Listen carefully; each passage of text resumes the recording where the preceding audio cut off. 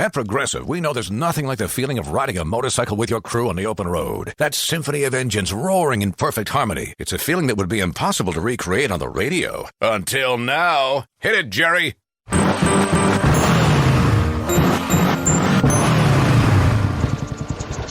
Oh, my word. Really, really terrible.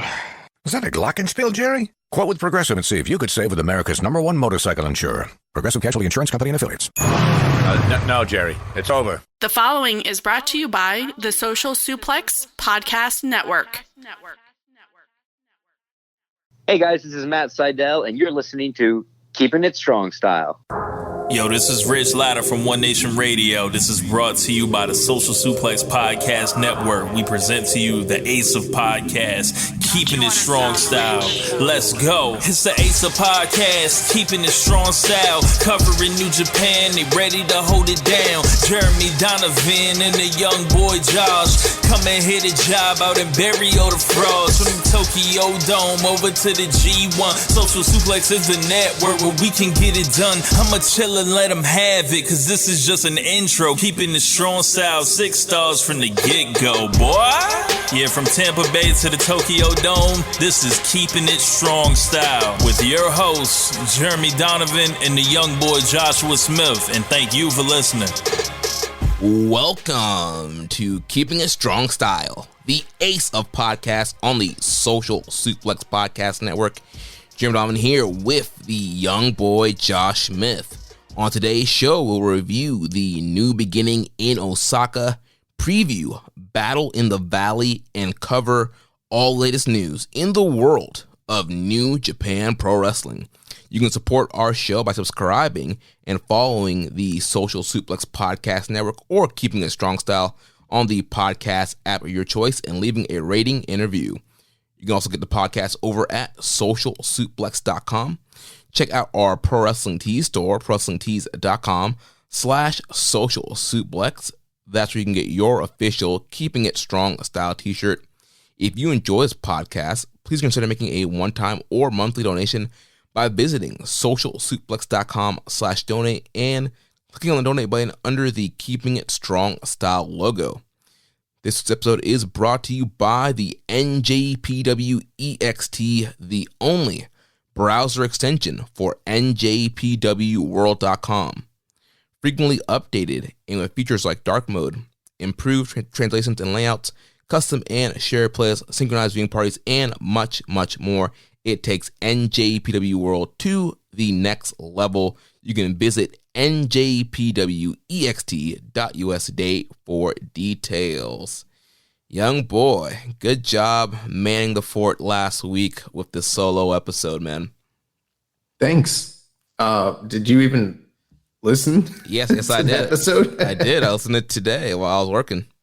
Okay. I just figured, with you going off and having a marriage retreat, you probably didn't have time to listen to the episode, but I'm glad you found time to get away from, your marriage to, spend time on this, which is important. So, big priority in my life, Yeah, the number one priority. Like, oh man, yeah, that episode, I listened to the audio. Here's the thing. For me, I listen to every podcast at 2x speed. So when I first hear my own audio at 1 speed, it just sounds atrocious to me. But then once the full production came out and was published on Red Circle and I listened to it, I was like, okay, it's not that bad. But there was a lot of technical snafus. There was a lot of issues.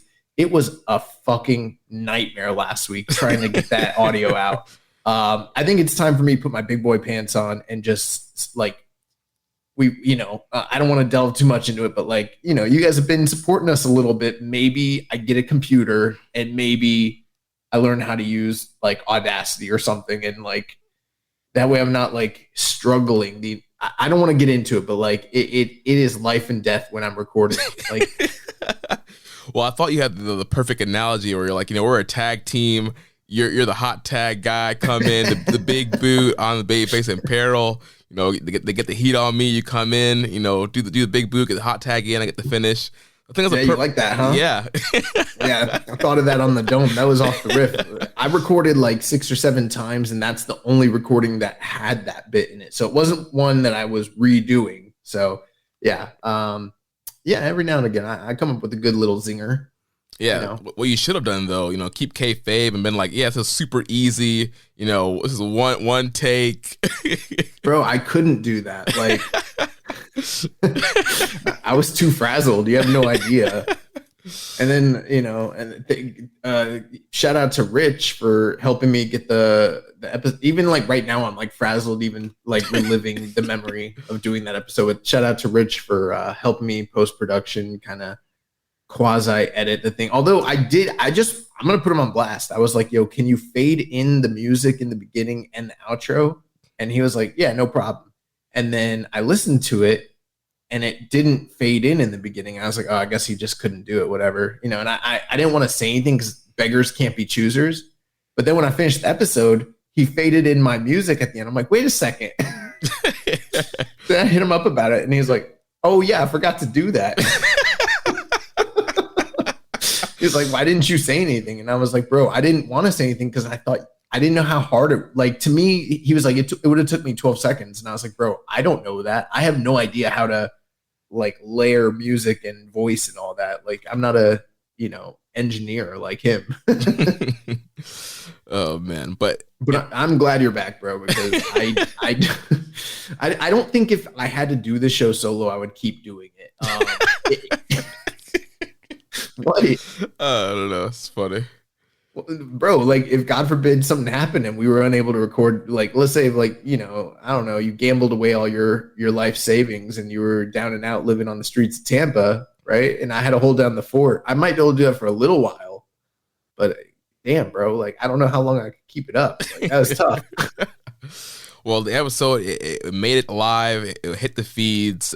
Overall, sounded good. I thought you had some great ratings, takes, and opinions on the new beginning in Sapporo. A lot went down. It's not a game. That's right.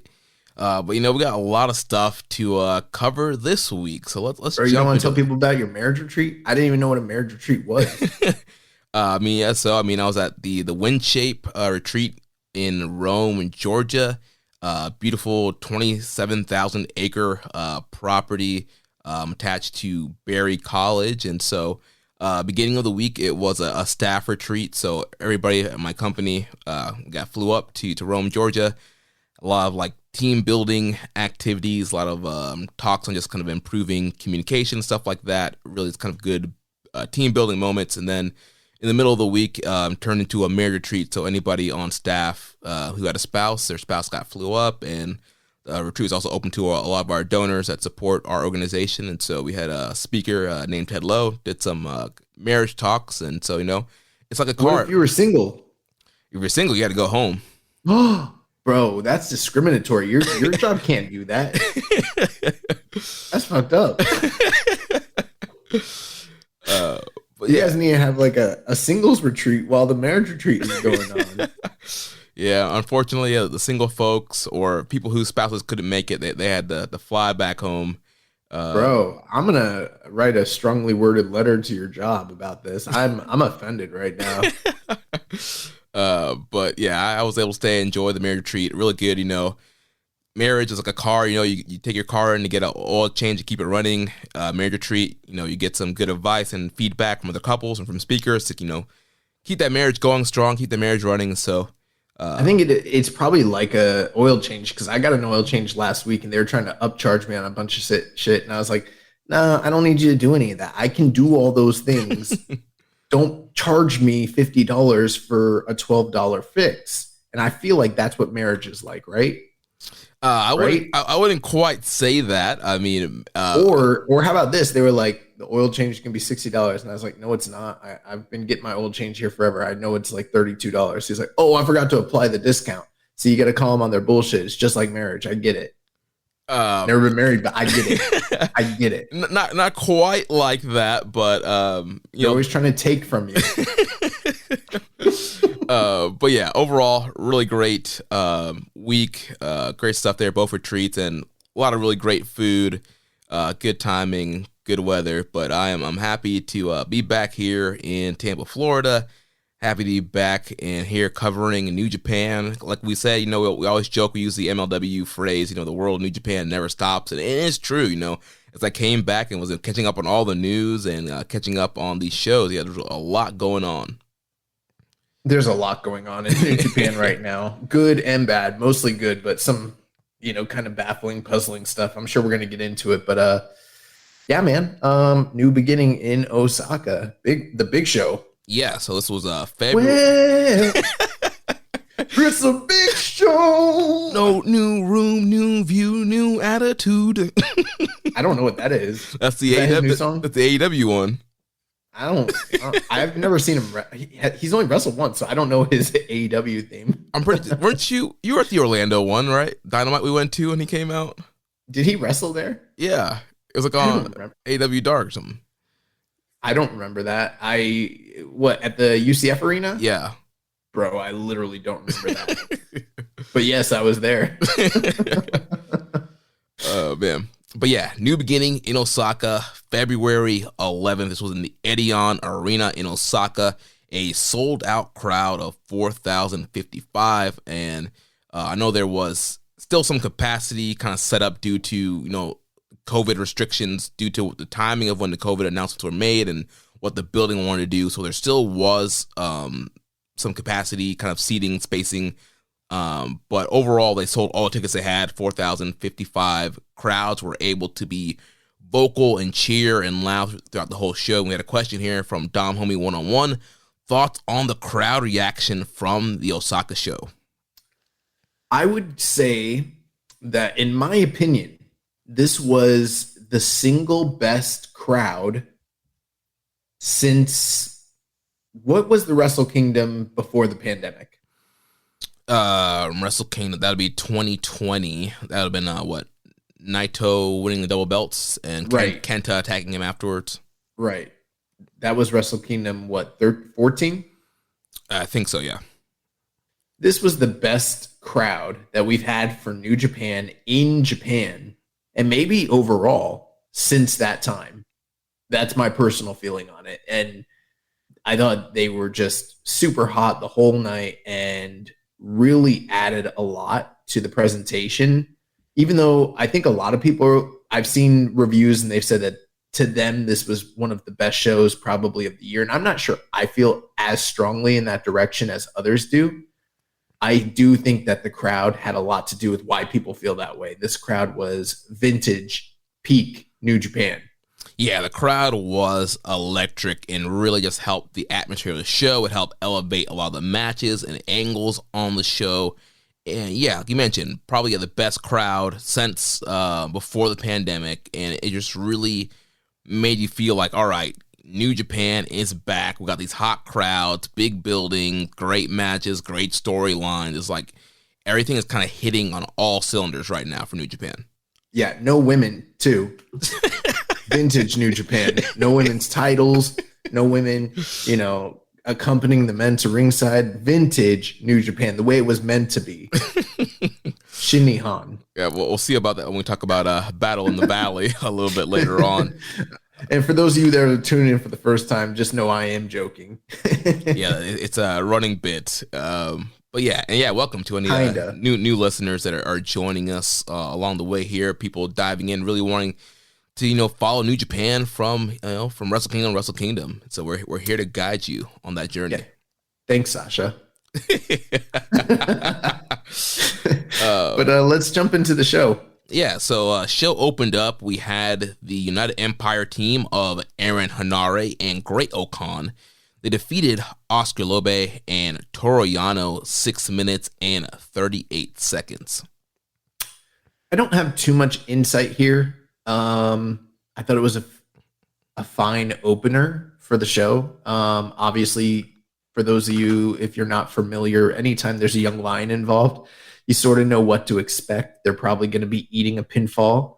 And that's exactly what we got here with Oscar Loebe, doing the honors. But, this wasn't overly great, but it wasn't bad either. I was impressed with Aaron Hanare's offense, as I continue to be time and time again. He's a guy that I really think that they should give it a little bit more spotlight to, you know? Yeah, I feel like Hanare has worked really hard, you know, building his physique. He's put on a ton of muscle. He's done a lot of the Muay Thai training and incorporated a lot of that Muay Thai striking into his game. And also, too, kind of with like the rugby background, throwing some of that in here. And yeah, he's been looking really good. And I definitely think he's a guy that they need to continue to invest in and elevate up the card. And he did pick up the win here. He hit a big leaping knee on Oscar, followed up by the Rampage, which is that kind of rugby tackle, hits it out of nowhere, and Hanare picks up the win. Now, did he used to call that the Streets of Rage, or is that a different move? Streets of Rage is his finisher? His Death Valley driver looking thing that he does. Okay. Yeah. That makes sense. Yeah, I love that flying knee. I'm actually pretty much going to support anybody that wears Muay Thai shorts in wrestling. I don't know what the deal is, but I just like it. I liked it when Aleister Black was doing it. The only time I liked Punk during his entire run was the one fight that he wore the Muay Thai shorts against Eddie Kingston. So, I'm down with that. But I thought it was good. Oscar Luebe continues to impress. I think that he's a guy that right now, people on the outside looking in, like Dave Meltzer, for instance, doesn't see too much potential or promise there. But I think with his size and, you know, going through that system, he's going to be something, I think. Oh, yeah, definitely. Once he continues to get the mechanics down and builds a character, I think he's going to be great. I've said this before about Andrew Villalobos over in the Fale Dojo. And I actually think these two guys have similar frames, but Oscar Luebe's frame sort of reminds me of like Killer Kowalski. Yeah. Or even like a skinnier version of Walter. Bro, that's exactly what I was about to say. Yeah, skinnier Walter.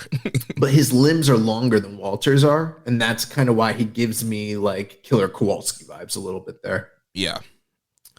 So then following that, we had a multi-man tag match here. The LIJ team of Bushi, Hiromu Takahashi, Sanada, and Tetsuya Naito defeated Ryusuke Taguchi, Shota Umino, Tiger Mask, and Tomoaki Honma, 8 minutes and 43 seconds. Here's how deep the Sanada slump has gone. In a match with Tiger Mask 4, Shota Umino, Taguchi, and Tomoaki Honma, I was convinced Sanada was going to eat the pinfall in this match. Yeah, there's definitely something going on, some kind of story they're telling with Sanada. He's been losing a lot of matches lately. Ate the pinfall in a multi-man match a few weeks ago from the roughneck Shota Umino. So yeah, not quite sure what's going on with Sanada. But, you know, this match was kind of following up the story of Naito and Umino from New Beginning in Sapporo. And, you know, I didn't get my chance to give my comments on that match. I just want to say, I know I saw a lot of people ragging on the match, saying how horrible the match was, how not good it was. I know Dave gave it like 2.75, something like that. And I don't think the match was that bad.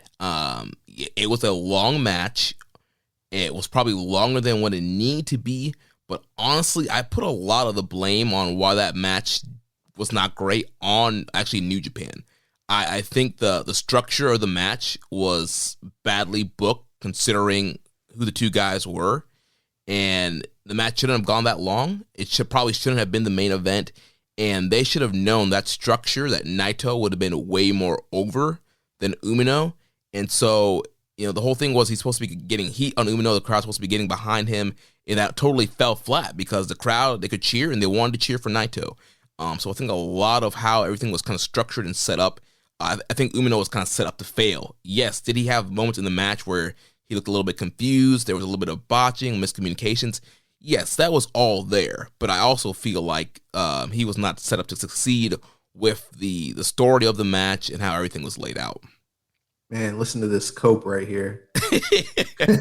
No, I'm just playing. I don't know if I totally agree, but obviously I got last week to kind of put my thoughts to audio. So for anyone that wants to check that out, it's in the archives. But I do think that that's an interesting point you bring up there, Jeremy, that they sort of structured this in a way to where he wasn't really set up to succeed, even if, you know, maybe the match itself was structured to get sympathy on him. They should have known that in that environment with how hot Naito's been and how hot he continues to be, that it might be very difficult to get this young upstart over in that crowd. You know what I mean? Right.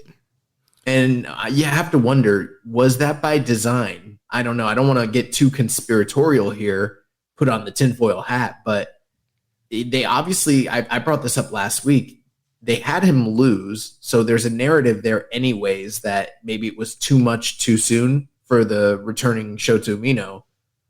Could they perhaps have, I don't know, self-sabotaged on purpose? Maybe it's part of a greater narrative. Does that sound like, or is that just a dumb idea that they would never do that? You know what I mean? I mean, it's possible. I mean, they could do that. Like you mentioned last week that they could use this in promo videos down the road where it's like, Umino failed at first, and now he's finally, at the moment where he's going to beat Naito and succeed, and it's all used as a story to kind of to build him up. So it's possible that they did that on purpose, but also to the other end, like, why would you want to, purposely sabotage somebody that you see as is the future you want to build up? Or even just a big main event match like that. Like, obviously, this is a company that a lot of their successes, a lot of the word of mouth support they get is based off their in-ring quality. And so when you have a big match like that maybe doesn't live up to expectations, I don't know how beneficial that is overall, but I don't put it beyond them to have, maybe they didn't envision it failing quite as spectacularly as it did, but maybe they were sort of anticipating and maybe counting on some of that to shape their narrative. I don't know. Yeah. But yeah, I thought Umino looked good in this match, but ultimately it was Hiromu who got the win here, hitting the Time Bomb 2 on Ryusuke Taguchi. And then after the match, lights go out, and we have Lio Rush's music playing and a video interrupting, and Lio Rush challenges Hiromu Takahashi for the IWGP Junior Heavyweight title, which we found out today will be happening at the New Japan Cup Finals. Yeah, I really love that idea just because in the past, the New Japan Cup Finals, it's a big show, granted, of course, because of the nature of what it is. It's a tournament final show. But the last few years, it sort of felt like a one-match show, and everything on the undercard was just, inconsequential fallout from the tournament itself. Yeah. And so it's nice to see that they're kind of pairing another title match on the undercard. And we're kind of in that time frame within New Japan's calendar where it's like, we have the anniversary show coming up, you have the New Japan Cup, and then right after that, you sort of also have Sakura Genesis. So there's a lot of plus any potential, US pay-per-view dates that they might be running with the new, strong structure. So there are a lot of opportunities. And then not even that, just also the All-Star Junior show coming up on March 6th. So there was a lot of places they could have put this, but I feel like putting it on that that tournament final night is kind of a departure from what we've seen recently. And I think it's a welcome one. Yeah, especially too with, this year it seems like, there's no juniors in the New Japan Cup. They're kind of going back traditional, just heavyweight. So like you mentioned, juniors are not going to be in the spotlight at all for the month of March. So I think, ending the tournament, that last closing show, having a junior title match is definitely a great spot for it to, highlight the juniors. And plus it'll play right in, rolling into the All-Star Junior Festival. That will be happening, shortly after that. So I think it's definitely a good way to get a ton of eyes on what's going on in the junior division. Yeah, maybe now at this point of the show, it's not the perfect time to have a full-blown discussion about the New Japan Cup, but those brackets, it's not just juniors that were left off. There's a lot of kind of weird decisions for that tournament. But as far as this matchup goes, I think it's really great. Lio Rush looked fantastic all throughout that junior tag team league, that the Super Junior Tag League that he was involved in back in December. And then the match that he had at Wrestle Kingdom, him and Yo, they did a great job. I liked this video package where he sort of framed it like, if you're seeing it seemed like in kayfabe, he taped it a long time ago as a just in case. If Yo didn't win, then we'll play this. And he even said so in the tape. He was like, if you're seeing this, then that means my tag team partner Yo was unsuccessful and challenging, which means I get next crack at you, Hiromu, which I liked that. I liked that he sort of all the way like had the forethought back then to like be like, I figured it out. I've been watching New Japan. I know what happens. Wato and Ishimori think that if one of them wins, they're going to get a title shot. No, I can't be there physically. I got to be in Jersey. You know, I got to do a job to Joey Janela. But before that happens, I'm sending you a tape. Yeah, I'm going to jump the line and get my title match. So, yeah, looking forward to that. Leo Rush versus Hiromu. That should be an excellent matchup. Yeah, I mean, it's a first-time matchup, and it's one that they've kind of teased since the early stages of the pandemic. There was a Twitter link that was put out by friends over at the Super J Cast, and they were talking about like fever dream things that could have happened during the pandemic that no one would believe happened. And I put a thing out there about show, and it got a lot of traction, but there was like a million things I could have potentially put out there. One of them was like, remember there was a Super J Cup in an empty arena in like December of like 2020, and like no one remembers it or ever talked about it. And like that was Leo Rush's like introduction to New Japan. Yeah, I almost forgot about that. Yeah, I forgot about it too, but it happened. It's fucking weird. Yeah. Well, speaking of juniors, the following match was a little junior grudge match between the former champion, the Bone Soldier, Taiji Ishimori. He defeats Master Wato 11 minutes and 18 seconds. Yeah, these guys both came out with the boo-boo face. They realized, you know, this de facto number one contenders match wasn't a number one contenders match at all. What are we even doing this for? Right. They got worked. Yeah.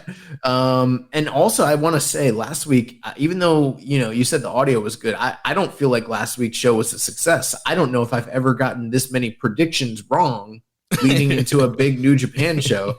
I was pretty confident that Wato was, you know, I mean, Ishimori I thought that this was a quasi title, you know, eliminator, and Ishimori just kind of came off the belt very recently. I felt like it was too soon for him to sort of be lined up.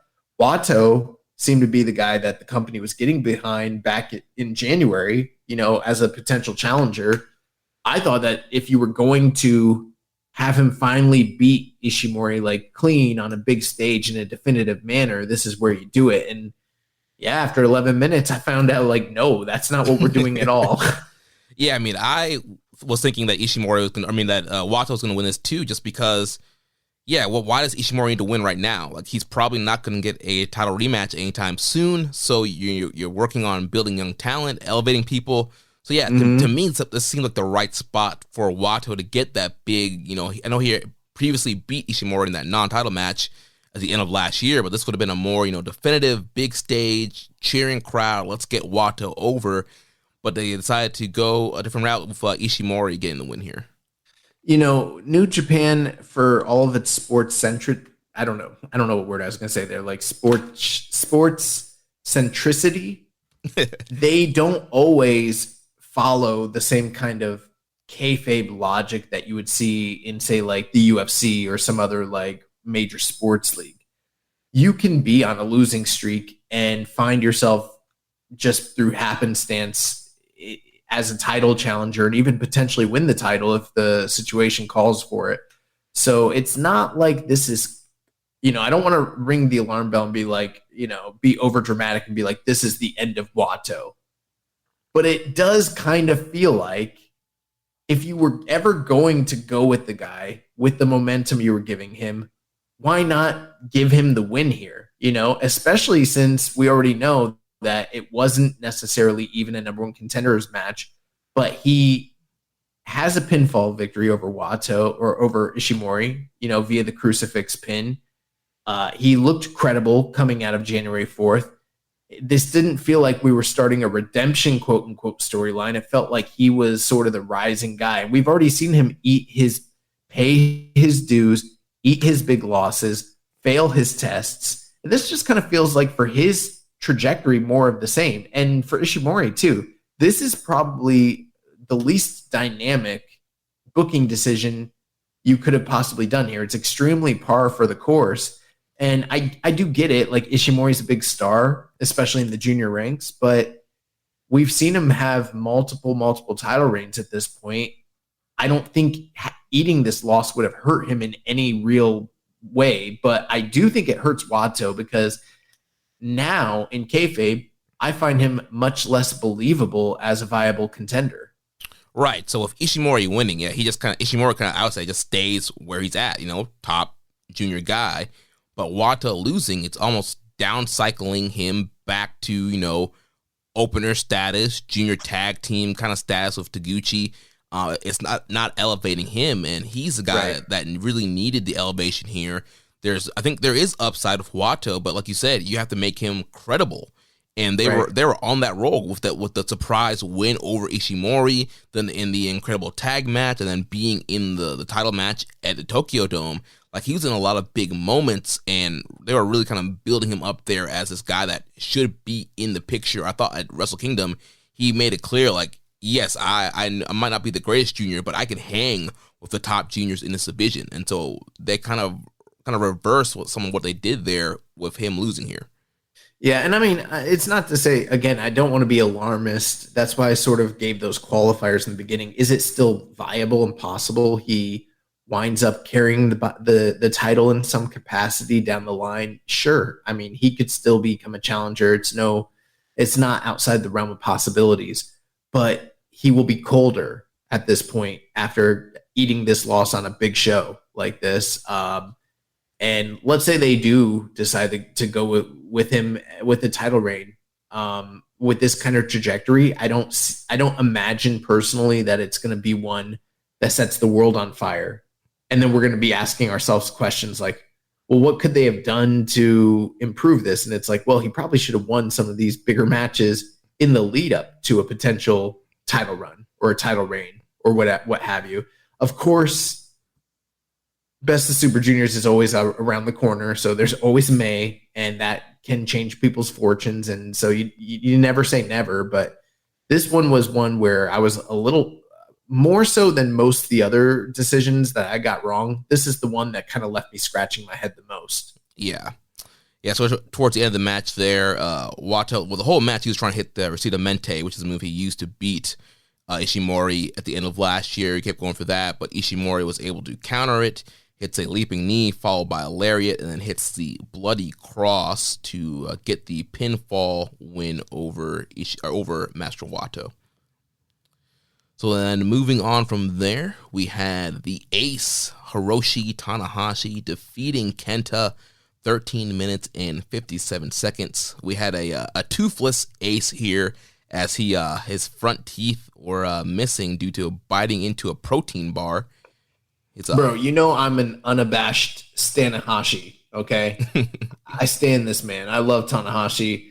And when he came out toothless looking like Mark Briscoe, I was beside myself. I didn't know what the fuck was going on. I thought I hallucinated for a second. And then I remembered that they've been running all these unaired, untaped house shows. And I was like, oh my God, this fucker Kenta laid it in too stiff and knocked this dude's teeth out. That's what I literally thought for like half a second. I was like, damn it, this motherfucker knocked the ace's teeth out, and now he's got to look like this. And then I thought for a second, I was like, wait a second, didn't he already get his teeth knocked out by somebody? And sure enough, they recalled that he's always had false teeth for about a decade now, ever since his matches with Okada. And in fact, it wasn't an errant blow from Kenta on a house show. He just bit into a protein bar the wrong way and, pulled his false teeth out. So hopefully by the time he competes again for New Japan at Battle in the Valley, there will be visual repairs, because I don't like to see the ace looking like that. I like to see with the pearly whites, you know what I mean? But I was worried there for a second. Yeah, definitely a little bit, jarring kind of seeing that.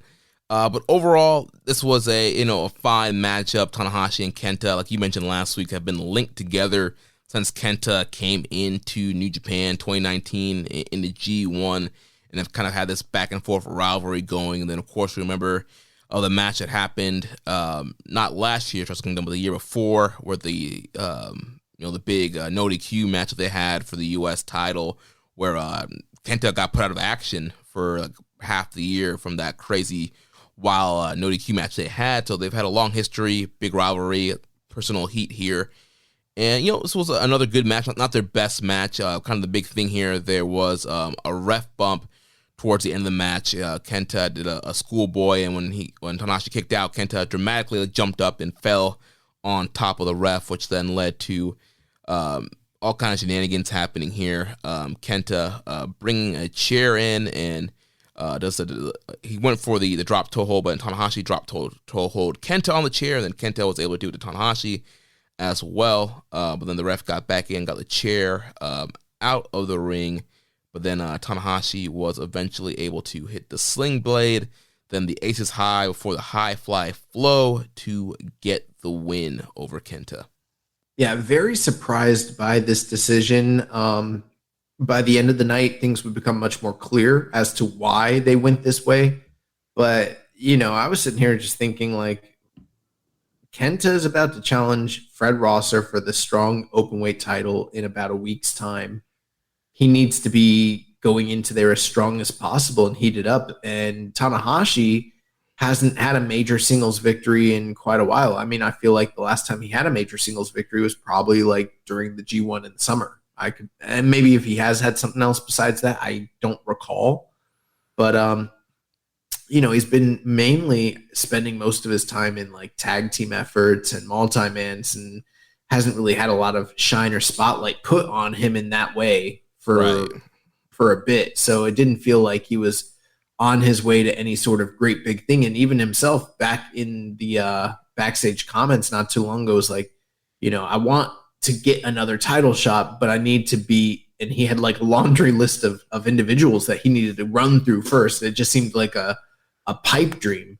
Little did I know, all you got to do is beat Kenta one time and then you could be a number one contender for the world title. That's all it takes in this company, And the funny thing is, we'll get to it, but Okada called him out. He didn't even make the challenge. Yeah. He was like, well, I guess you're here. You'll do. But yeah, I did think it was kind of weird for Kenta to lose, especially going into that strong openweight title match coming up this weekend. Like you mentioned, Tanahashi's been kind of down-cycled, really hasn't done a lot of big things here. So yeah, all signs led to Kenta getting the win, but it was the ace who pulled through here, defeated the Noah Trash and Kenta, and got the win here in the rivalry. And post-match, it seemed like Tanahashi was trying to make amends with Kenta and try to, bury everything, all the bad blood, but Kenta just kind of rolled out the ring, was having none of it. Yeah, the last singles match that Tanahashi had was in December at Tradition against Tatsumi Fujinami in that, generational Ace versus Dragon match. And then prior to that, didn't he wrestle Gabe Kidd? He wrestled Gabe Kidd on Strong back in October. And then if we're talking New Japan proper, it was Carl Anderson for the Never title. So we're talking all the way back. Like, he hasn't really been involved in anything major since September against Carl Anderson. Wow. So that's kind of why I was like, I don't see it. And the funny thing too, and we'll get to it, but like we were asked recently on a episode a few weeks back, did we think that it was a viable option for them to do Okada and Tanahashi at Battle in the Valley? We both kind of were really dismissive of that notion, and like we gave all these valid reasons why we didn't think that they were going to do that. And we were wrong. We were just wrong a lot past few weeks. So following that matchup, we had the first title match of the evening. We had the Never Openweight 6-man tag team titles on the line, and we crowned new champions. El Desperado, Minoru Suzuki, and Ren Narita defeated the House of Torture, Evil, Sho, and Yujiro Takahashi. Pre-match, there was an announcement made that if House of Torture refused to defend their titles, they would be stripped of them. This whole tour, they've been kind of trying to dodge this trio of Narita, Desperado, and Suzuki, and eating several losses to these guys in multi-man matchups, and they did not want to defend the belts. This originally was a non-title match, but the Never Committee made it a title match, and if the champs refused to show up, they were going to be stripped. Yeah, I was about to say, like, the Never Committee is a lot more stringent and badass than the IWGB committee. They don't take shit. You know what I mean? Yeah, like, they're like, oh, our titles are, defunct. Our titles are retired. Okay, well, we will strip you. And, Evil in the House of Torture, what they should have done is been like, all right, well, come take them from us. And then they should have pulled a Brock Lesnar and left with the belts, never to be seen again. That would have been, if the trade-off would have been, we lose the never 6-man openweight tag team titles, but the House of Torture is gone, like for real gone, I would have happily let them take those belts out of this company. Happily. That would have been a sacrifice worth dealing with. Yeah, we're willing to make that sacrifice. Okay. But no, this match was fine. Very story driven. During the entrance for Suzuki, Desperado, and Narita, and if you notice, they were coming out to Narita's music, which I was a little surprised by that. Mm-hmm.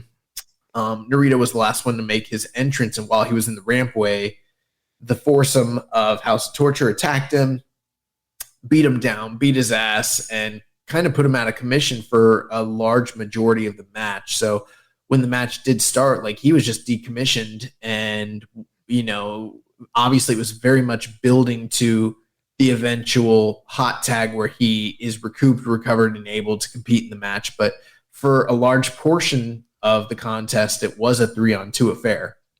Yeah, definitely kind of building up that sympathy for Narita, having Suzuki really in for the majority of the match there, trying to fight off a lot of the House of Torture. And then, like you mentioned, finally Narita was able to make his way down to the ramp. There was a spot there where he was on the apron waiting for the tag, and Evil knocked him off, and they continued to get heat on Suzuki. But then finally, they were able to get that hot tag in, and these guys ran wild. Came down where they ended up doing a triple submission. Narita had Yujiro locked in a Cobra Twist, while Suzuki had, I think he had Evil, and then Desperado had Sho in the Pinche Loco, or the Numero Dos submission there. And so all three guys were in submission, and Yujiro finally taps out, and we get new champs.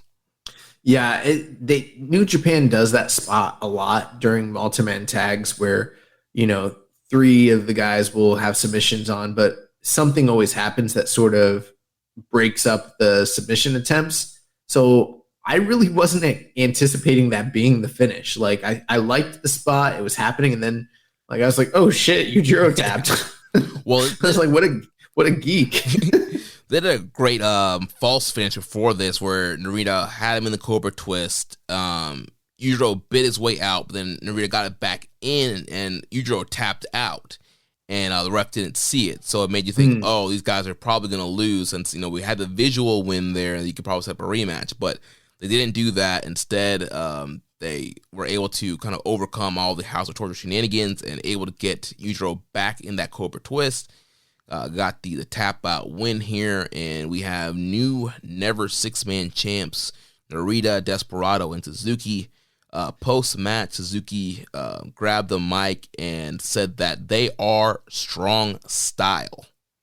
Yeah, that was pretty cool. I mean, they've been building to this for a while. I don't recall what my prediction was last week. I kind of forgot, but glad to see these guys get the gold. Glad to have the titles off of House of Torture, which they've really degraded the value of those titles while they've held them. And I know we're not, especially me, I know I'm not a fan of House of Torture, but this isn't just like sour grapes. I mean, this was a title that was literally prestigious when it was held by Chaos, a year and a half ago. And ever since it's been tied up with House of Torture, it's just kind of reverted back to what it was, which is basically the lowest title in the company. And maybe that's where it belongs. But I think with these guys in hand, it has a little bit more importance, a little bit more purpose.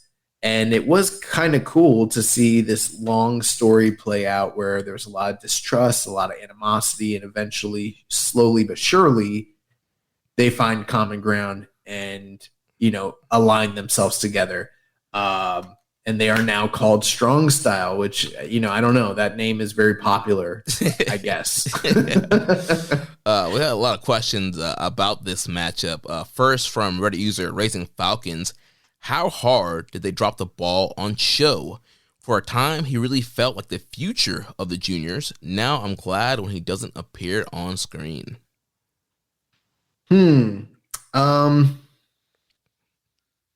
Yeah, they have really dropped the ball extremely hard with Show, and there's no soft or nice way to put it. I mean, this is a guy that was having fantastic blowaway matches with the likes of Kushida, with the likes of Dragon Lee, with Shingo. His really, really fantastic feud with Shingo Takagi, El Phantasmo, just to name a few. And I haven't even listed them all. Like, he was a guy that was like earmarked by most people. I mean, there were discussions like, what is Show ceiling? Do we think he's going to stay a junior? Could he be an IWGP heavyweight champion someday? And there was a lot of debate about that because his performances were so high end, and the fire and the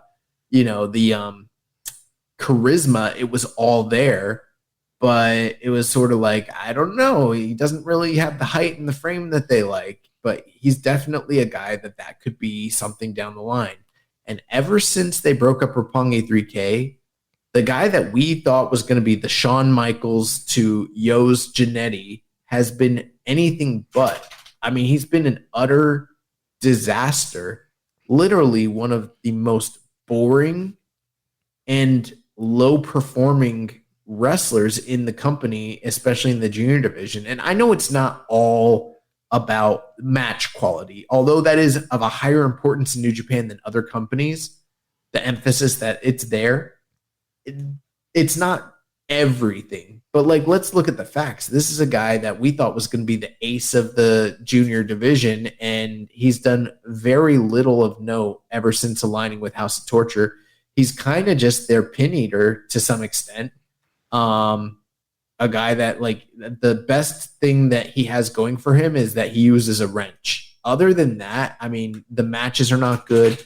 The character is uninvestable.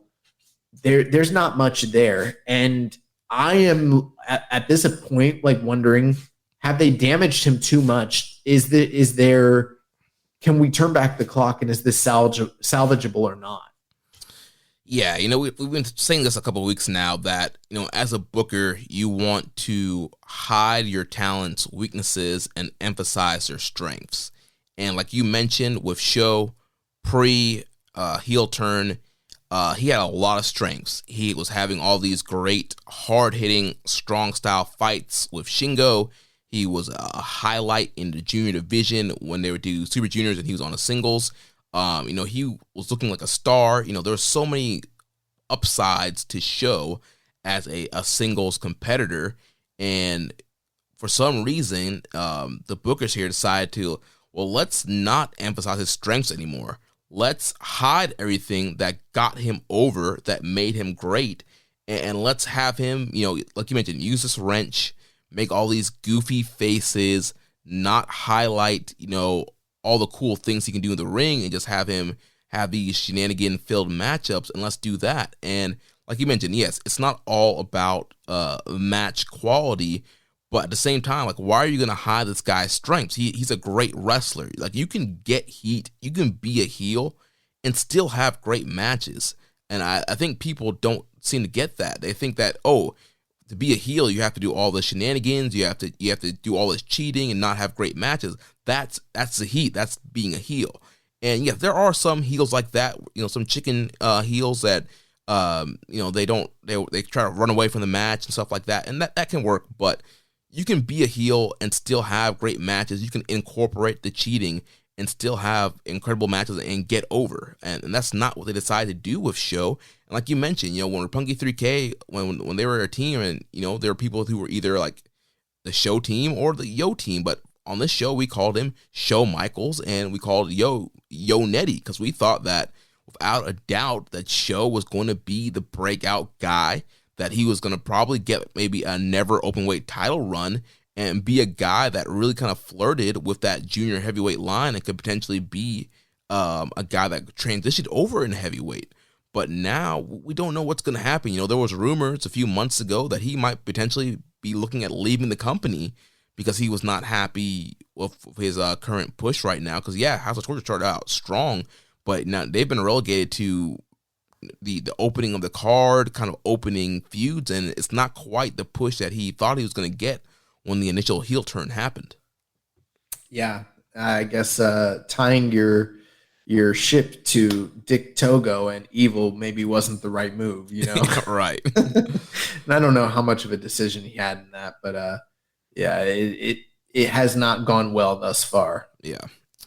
Reddit user OK890 says Strong Style has gotten Narita over great. What would you do to establish Umino? That's a great question. I don't know that I have a firm answer on this. I feel like for most people, what gets them over, and there's lots of things that can get people over, but like to that tip-top degree, it's really working at that highest level of New Japan's house style, Like, for instance, let me put it to you this way. There are people in the company, like, I'll just throw a name out there. Taichi, for example. I think Taichi is a guy that has proven over the past couple of years that he has the goods to work on that level and be a performer that's every bit as good as the top-end guys. But he's not given the same opportunity to do that. That's not where he's slotted, and when they give him a big main event match, he knocks it out of the park, but then he reverts back to where he was. And there's very few guys that are ever given the opportunity to go out there and really work at that level. And it seems for the time being that they have plans for Umino to be one of those lofty guys, one of those few that are going to be able to work at the top end with your Ospreys and your Tanahashis and your Okadas and your Shingos and your Ishiis and stuff like that. And it's really going to fall on him to rise to that challenge and surpass what people expect of him. As far as a character is concerned, I think that they're not doing him any favors having him unaligned at this point right now. I think that you do need to align him up with some group in some form or fashion. And I think he needs a foil that he can feud with, because I think when someone is embroiled in a heated feud that's investable, that does wonders for somebody. And that's kind of what they need right now. Yeah, I feel like the booking of Narita has been done greatly. And I think, like I was mentioning earlier, I think they've done a better job of setting up Narita to succeed than they have with Umino. And you look at what they've done with Narita. They've had him feuding and facing guys that you kind of want to see him beat. They were able to get sympathy with him going against House of Torture. Like, nobody likes those guys, and so you want to see Narita beat those guys. In a feud with a guy like Ishii. Yeah, Ishii's super over, but it's not to the point that where fans would want to choose Ishii over Narita, and it was somebody that fans were happy that Narita beat. And then he went on to feud with Zack Sabre for the TV title. Zack, I know he's more of a tweener, but essentially Zack's more of a heel, and again, he was having to face his heel, and people were getting behind him.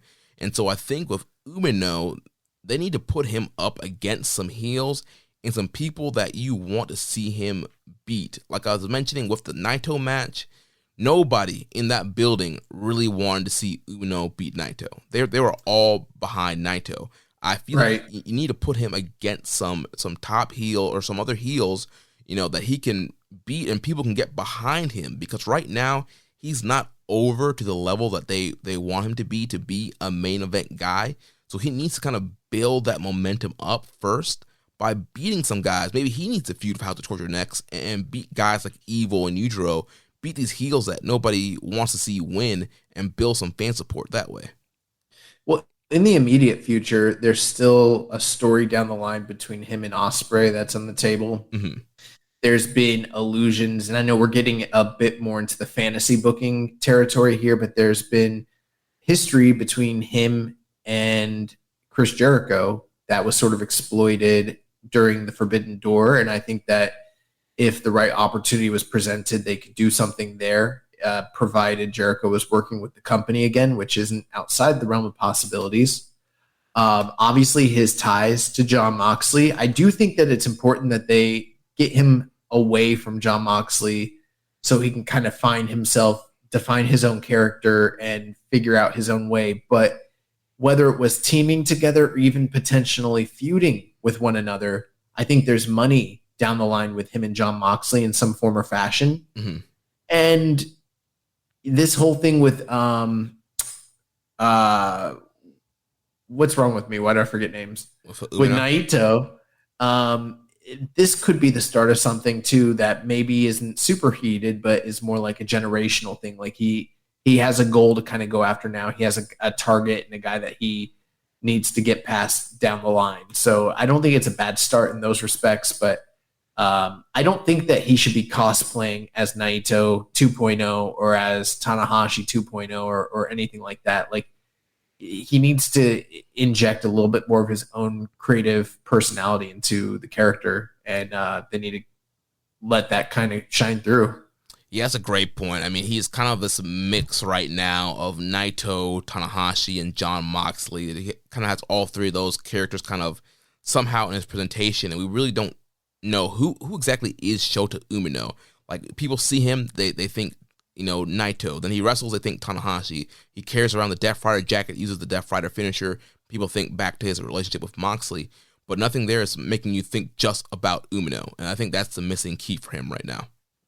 I mean, and then not to mention the fact that his dad is the lead referee in the company, and that's bound to continue to be like a sticking point with his matches. And you wonder, is there like sort of I mean, they haven't leaned into it too heavily, but like a sort of nepotism angle, for better or for worse. And I think that is something you could play into one way or the other. I'm not saying go full bore, like, AAA evil referee storyline. Don't go that way necessarily, but, there is a potential angle. It's like you could say he got to where he is based on, where his, the influence of his family in the company, stuff like that. Right. That's all on the table. Or you could go the opposite way. He could be like a Hangman Adam Page, someone who is fighting against all of these preconceived notions, and he has to prove himself in spite of the notion that he was gifted his position based on his family's affiliation with the company, and he has to kind of work against that, and that's a defining characteristic. And these are all things that we're sort of having to fill in the gaps more ourselves than what the company has provided us thus far. Right. And then his last question says, with Evil losing the 6-man belts, do you think he'll be pushed back up the card or stay where he is? And a similar question from Emerald Burning Hammer, will Evil ever be IWGP World Heavyweight Champion? I don't know. I hope not, but I could be swayed on that. There was a time where Evil was having some pretty great matches. And I mean, I've come around on different performers. If they were to switch up the presentation a bit, or even just the match structure, I could be convinced of liking Evil again. I'm not, someone that's hard-nosed and just set in his ways. I'm open-minded.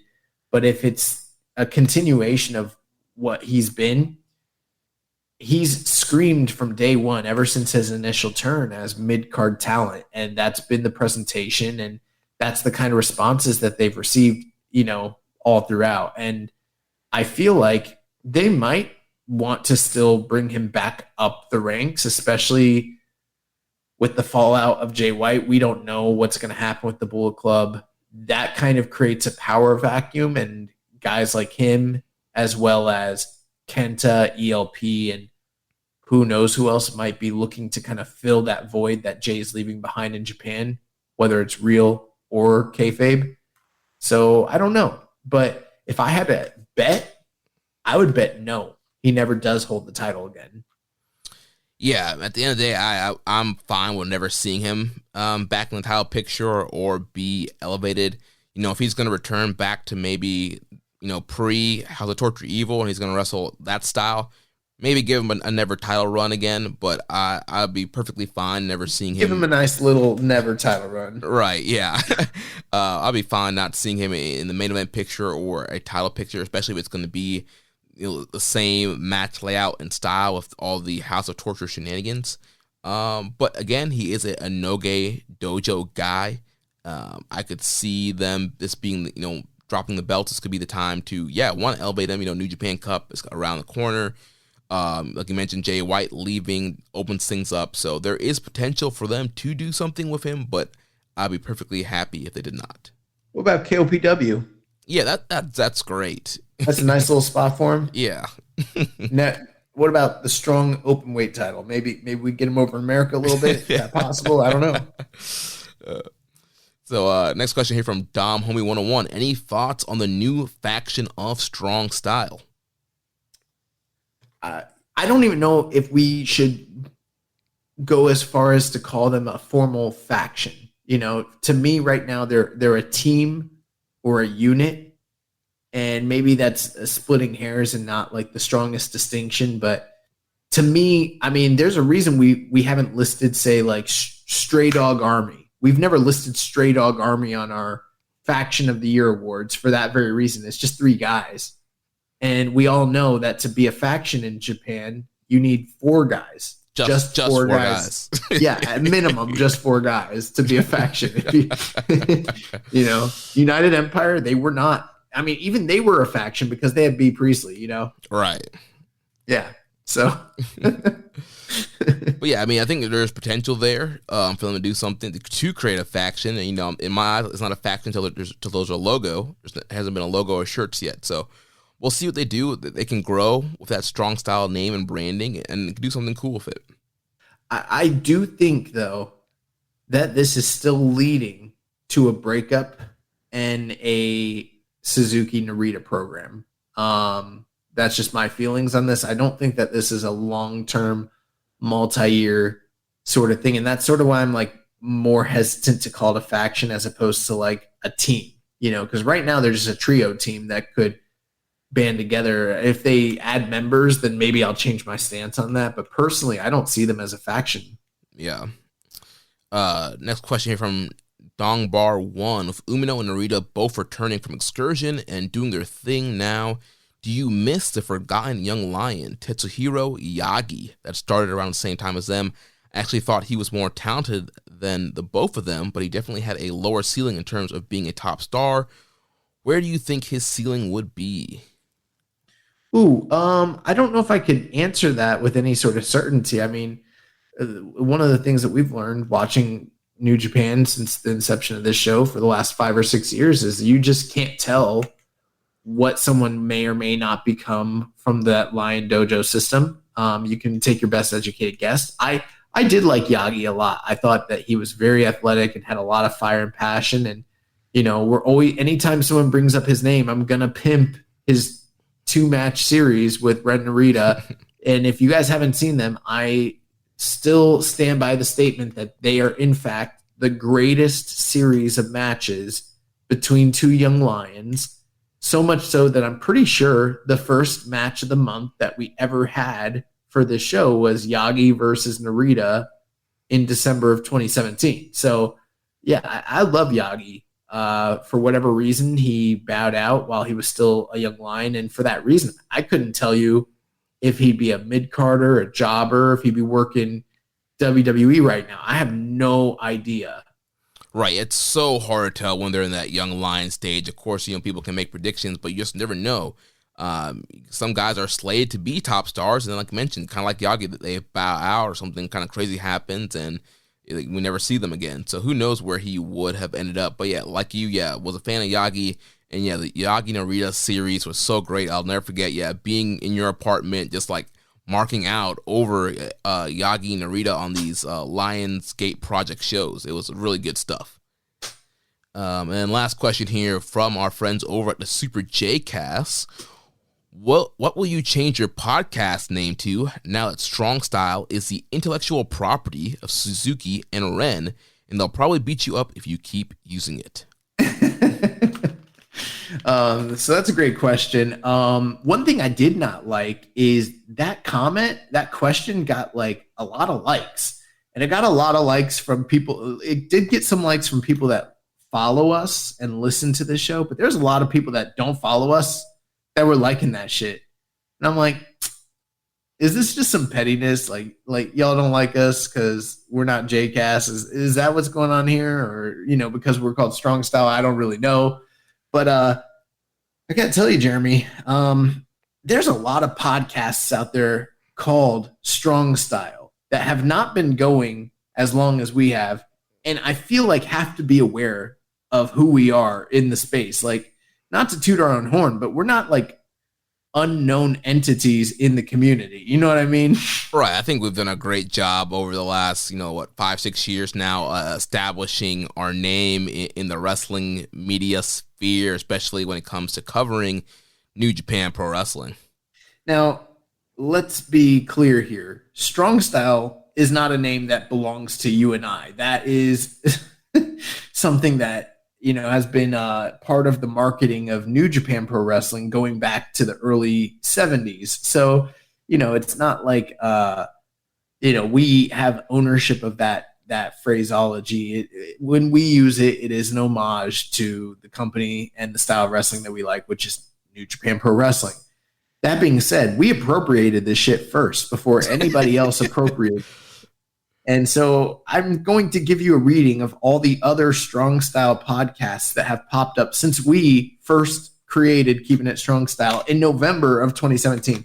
You got Strong Style Live, Strong Style Media, the Strong Style Podcast, Strong Style Story Podcast, Cajun Strong Style, Southern Strong Style.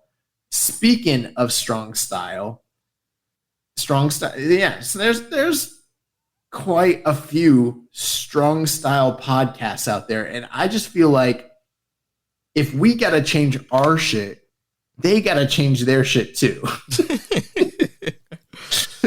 Also, there's a podcast called Strong Style Podcast. The only reason I looked them up is when I was doing this whole thing, I saw that Tony Khan appeared on their show. They got like 200 followers, and Tony Khan was on their show. I'm like, what the fuck? Like, why did that happen? Yeah, that makes no sense. Like, I'm pretty sure like One Nation Radio should reach out to Tony Khan at this point. I'm pretty sure they could get him on. Right. Yeah, I have no plans of us changing the Strong Style name in our podcast. Even if New Japan wants to send us a cease and desist, we'll keep going until until legal ramifications come up. But yeah, and we had other names we could always bust out. Don't mind that. We got names on deck. Yeah, we got multiple gimmicks ready. We'll do a gimmick change. I don't remember any of them, but we got them. They are waiting in the wings. Also, I mean, if Suzuki really asked us, we probably would change it, because that man messaged us in the early infancy of this show and told us to buy Ray-Bans, and I went out and I bought Ray-Bans. So, and also I met Suzuki in New Orleans. Took a picture. That's right. You guys are boys. Yeah, I'm cool with Suzuki. Took a picture with him. Ren Narita, we've been supporting that man since day one on this podcast, since he was a young lion. So I think both those guys would be very happy with us continuing to use the Strong Style name in our podcast. Yeah, I would hope. Moving on to the next match, big one here. We have a ton of questions about the loser leaves Japan match. So Hikuleo, he defeated Switchblade Jay White 25 minutes and 8 seconds. Jay White was no longer welcomed in Japan. I thought that this match was truly masterful on the part of Jay White. And that doesn't diminish Hikuleo's role in the match whatsoever. I thought both guys were phenomenal. But I thought this was like a really incredible job from Jay White. Just all throughout the match. And I guess I say that because these two guys had another match almost a year ago in North America on New Japan Strong, and it was good and it got time. But it was nowhere near the caliber and layout and structure and work rate of this match between Jay White and Hikuleo. And from the very get-go, I was just really enthralled with this match. And, Jay, everyone knows that Jay White is a fantastic performer and has a lot of great matches under his belt. But at the same time, he can be somewhat inconsistent when it comes to the tastes of, say, like you and I, like fans of higher work rate style wrestling, who maybe don't dig as much of the stalling and the kind of long drawn out antics that he can employ at times. It gets a little long in the tooth. And luckily that stuff was sort of kept to a minimum here, but the drama was super high in this match. There was a lot of great callbacks, a lot of great character work mixed in with high octane action and a lot of physicality between these guys. And I think the stakes really helped the match quite a bit as well. Plus the crowd, as we mentioned at the start of the show, was super hot and very invested and were biting on almost everything. It was just a perfect storm of different, things kind of combining all together to create a really, really, really fantastic match. I wanted to reach out to different group chats, including yourself, but I didn't want to spoil anything for anybody because I know that this was a really anticipated match for a lot of people. And I didn't even want to create the notion that I was presenting a spoiler because, you just say the match and people are like, oh, damn it, you're giving away. And it's like, I don't want to give anything away, but this match was fantastic. And I was just drawn in the whole time. I really found it difficult to take my eyes off the match. I was not looking at my phone one iota. Yeah, this was a really good matchup, and I thought I saw a spoiler going to this match. So I was watching this whole match thinking that Jay White was going to win based on something I thought I saw. So yeah, definitely a little surprise there, when Hikuleo pulled it out, and I thought Jay did a really good job here of getting the heat on Hikuleo. Sometimes it could be difficult to get the heat on somebody that's bigger than you, but I thought Jay did a really good job, working over the leg of Hikuleo, really chopping him down, using the barricades on the outside, and just kind of really making Hikuleo have to fire up and bring something out of him that we haven't really seen out of Hikuleo. And just a spot in the match where he rips off Hikuleo's vest and he's throwing the two sweet chops and really just getting Hikuleo down to his very last level there, and then Hikuleo just having to fire back and come back and just unleashing these super loud, heavy chops to Jay White and just kind of battering Jay and fighting back in that way. I thought Hikuleo looked really good here. I think this is, like you mentioned at a match last year, I think this match was definitely better than that matchup here. I think Hikuleo has improved with his selling, just kind of his ring awareness, and just his kind of tying into that babyface sympathy as a big guy. It's not always easy to do. I thought he did a good job here, and I was able to put Jay White away with the big choke slam at the end there. Yeah, and I mean, there's even a lot of the Bullet Club tropes like low blows, ref bumps, chair usage. But in the context of this match, I just felt like because of the desperation that, it's Jay White and he's going to go to his bag of tricks and use everything that he's known to utilize to win this contest, to stay in Japan, whatever that might mean, which we're still not quite sure.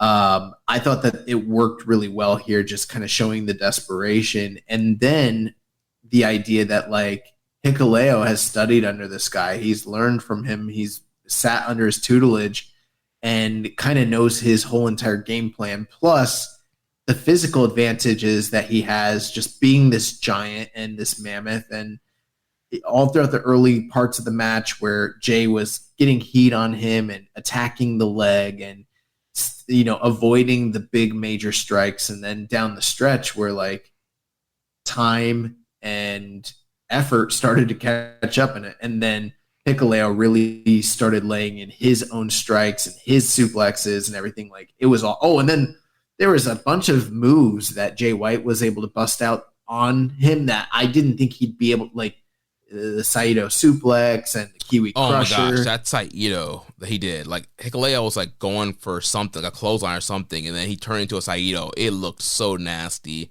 He was able to hit the Blade Runner, but he wasn't able to get the cover right away. I thought it was gonna be over right there when he hit the Blade Runner, but yeah, he wasn't able to capitalize on it and get the cover there. I think once the match started and the way it was laid out, I just started to believe, for whatever reason, I don't know what the tell was. I just kind of felt like Jay was leaving. It reminded me a lot of like when Prince Devitt was leaving.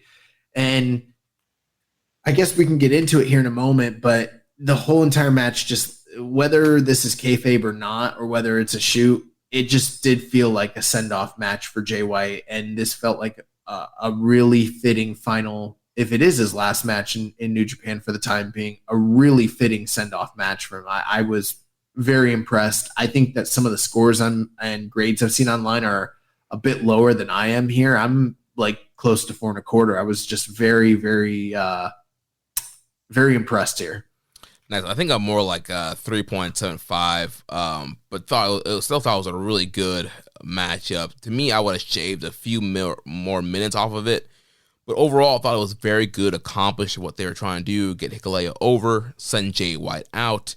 Post-match, we did see Jay White give a fist bump to Tanahashi, who was on commentary for the evening after his matchup.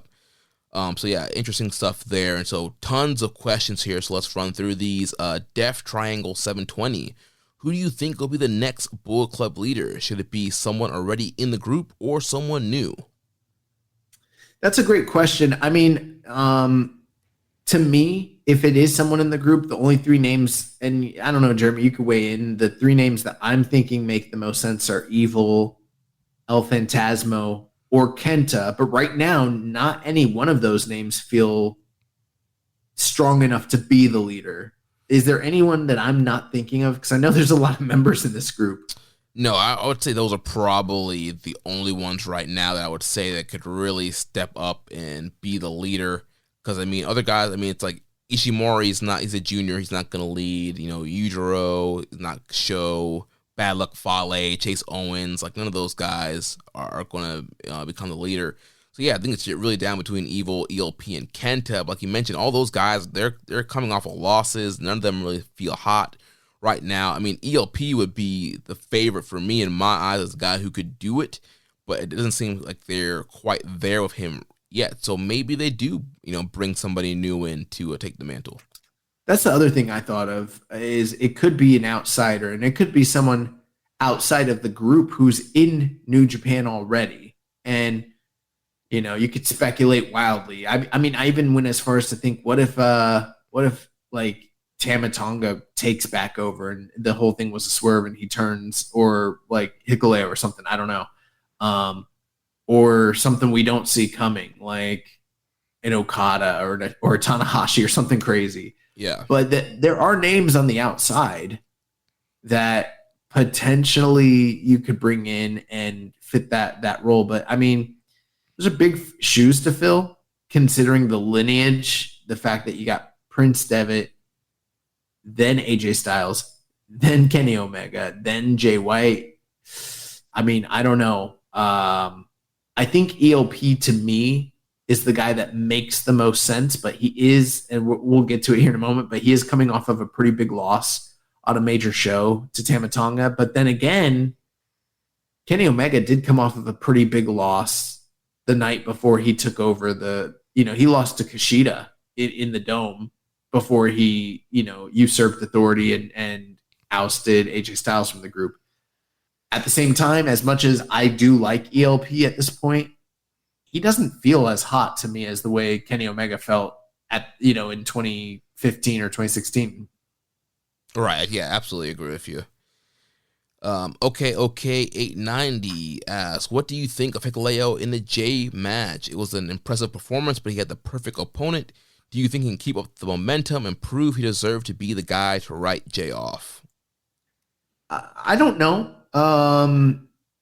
He's still green, but he has made a lot of improvements. I've been very impressed with him. And I think that he has enough tools at this point to, even if he doesn't end up being like the greatest worker that there ever was, I think he's light years beyond a lot of other men his similar stature and frame and size. And I think that they can make money with him and have good matches, tell good stories. And I think that if they continue to put him in the ring with the right workers, then it's nothing but a net positive for him and his growth and his learning. Yeah, there's a lot upside with Hikuleo. I think he has a lot of strengths, and if they can continue to kind of book to those strengths, like you mentioned, put him in there with the right guys, give him the right stories, I think he's definitely a guy they can make money with. I don't know if he'll be an IWGP World Champion, but I think he's a guy that you can put one of these secondary titles on and do something with. Okay, 890 also asks, favorite Jay White match? I mean, that's simple. The G1 final in 2019, him and Kota Ibushi. I think it's, I thought that was the match of the year in 2019. I think it's one of the greatest matches in New Japan history. And a lot of people didn't necessarily agree with me, but I still feel like if you go back and watch that match, it's just one of the best story/work rate matches ever. Like, it's the perfect blend between Jay White style and Kota Ibushi style. And yeah, it's perfect. It's to me, that's a 5-star classic. Yeah, that match is incredible. And another one that's one of my favorites that we were there live for was the Madison Square Garden match with Okada. Also, I think the Ibushi match is better from bell to bell, but I just think the kind of build up to that Okada Jay match and just the moment that created, I thought was a pretty cool main event there for Jay White. Next set of questions here from Donovan 101. Any thoughts on the interaction between Jay White and Hiroshi Tanahashi after the loser leaves Japan match? Is there more to it, or is it just a nothing burger? It could hypothetically just be the breaking down of the Jay White character as he's leaving the company and letting down that heel persona to kind of let in some of the real emotions of his exit from the company and some of the real personal relations that he has with these various different, characters and stuff. It also could be, hypothetically, again, we don't know what loser leaves Japan actually means. I see it as going personally one of 4 ways. He could be leaving the company and heading to either one of 2 places, either AEW or WWE. I don't see anywhere else that would make any sense for him to go and be a member of. The other 2 options would be loser leaves Japan just simply means going to America and working in America, and for whatever, contracted amount of time, he's not going to be working New Japan domestic shows, right? Mm-hmm. And that would open up the door for him to do indies, work Impact again, maybe work AEW, any company that's not in Japan that they're affiliated with, and then he could bolster, hypothetically, the New Japan strong brand, this new pay-per-view brand that they have going here in the States. He could be a main eventer or highlight member of that group. The other option, and this is the 4th and final one, maybe this is just a convoluted and interesting way for them to turn him babyface and even potentially do the long myth, I don't know what the word is, but sensationalized Bullet Club Civil War storyline. And maybe he maintains his leadership, quote unquote, while he's in America and slowly is turning heel, while at the same time you have one of these guys that we've discussed be over here domestically causing a rift. And we saw something similar to that happen during Evil's initial run at the top of the card. And maybe that could be a way for him to turn babyface and even potentially return to the company. And for anyone that's wondering to themselves, they're like, well, why go through all the trouble to do a loser leaves Japan match? And why go through all the trouble to put a stipulation in place? This is not Paul Heyman's ECW in 1995. This is not AEW where they will stick to a stipulation to a fault. This is New Japan Pro Wrestling where, a couple years ago we had a stipulation match. Tenzan can't do Mongolian chops. Well, this guy's doing Mongolian chops in every single match since he lost that match. So you can't tell me that if he is still contracted with the company that he's never going to return to Japan. I don't know if I believe that that's what's happening, but they could be turning him babyface. And if they are, this might be a really fantastic storyline that we're just seeing the genesis of, basically. Right. And you could have a thing where eventually, he builds this respect with Tanahashi, and Tanahashi is the one that lobbies to the IWGP or whoever it is to bring him back into the country, and then he joins Hantai and he's, a top babyface guy. So yeah, that is definitely an angle for it to go into, but I don't know, just kind of based off of what I'm seeing, to me, it kind of feels like he's kind of wrapping up, and that the Eddie Kingston match will be his last New Japan match. He'll do the honors there, and then he'll be on his way to either AEW or WWE. I think Fightful came out today and saying that, WWE officials have been saying that they're still interested in him. So, and his contract should be up, I think, before WrestleMania. So there is potential there for him to make a big, Cody-like debut at WrestleMania and maybe do some kind of angle there to kick off his WWE run, or maybe he does end up going to AEW, which has a partnership with New Japan, and he could still have some kind of New Japan involvement working with AEW. Yeah, that's what I feel too. Also asked, with Jay's future in question, what does the future hold for Bullet Club? Where do Bullet Club go from here, and who will Gato give his service to next? It does kind of feel like as good as the whole breakup with Chaos, as good as that story was and the payoff that we got, like in kayfabe, Gato's character is kind of a hoe. Like he traded in Kazuchika Okada, who is all these years later still on top, still the top champion, and still the ace of the company, still the Rainmaker, and put all his chips on Jay White, who is now not able to work in Japan. And in kayfabe, Jay White is an idiot because no one told him he needed to do a loser leaves Japan match. Right. He wasn't even challenged to this match. He offered the match to Hikuleo. So he kind of fucked himself in that regard. But yeah, as far as Bullet Club, I mean, I've said it for a long time. I think Bullet Club's way too long in the tooth. I think that they're due for extinction. I think that they should just be put to pasture at this point. It's been almost it has been a decade of Bullet Club, and the Bullet Club today is not the Bullet Club of 2015, 2016. It's not. Yeah. But they sell a lot of shirts, do a lot of merch, and they are not wanting to, kill that brand and that, what is it called? Intellectual property. They don't want it to go away. You got Bad Luck Fale over in, New Zealand, Australia, adding people to Bullet Club every day, it seems like now over there. Caveman Ugg and Jack Bonds, all the guys over there. So wait, is Caveman Ugg part of Bullet Club too? I think that's what I saw on Twitter, that he turned heel and joined the Rogue Army Bullet Club. Well, I know Liber Lucci joined. I didn't know that Caveman Ugg. That makes sense though, because he lost. Okay, we won't get into the Tamashi talk, but yeah, that's interesting. So yeah, it definitely seems like there's no plan for them to end Bullet Club, even though they should.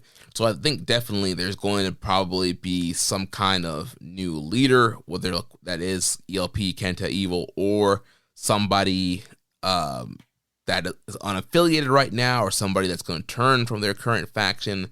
There's a lot of options there. I mean, a lot of the LA Dojo guys, they don't really have a spot right now.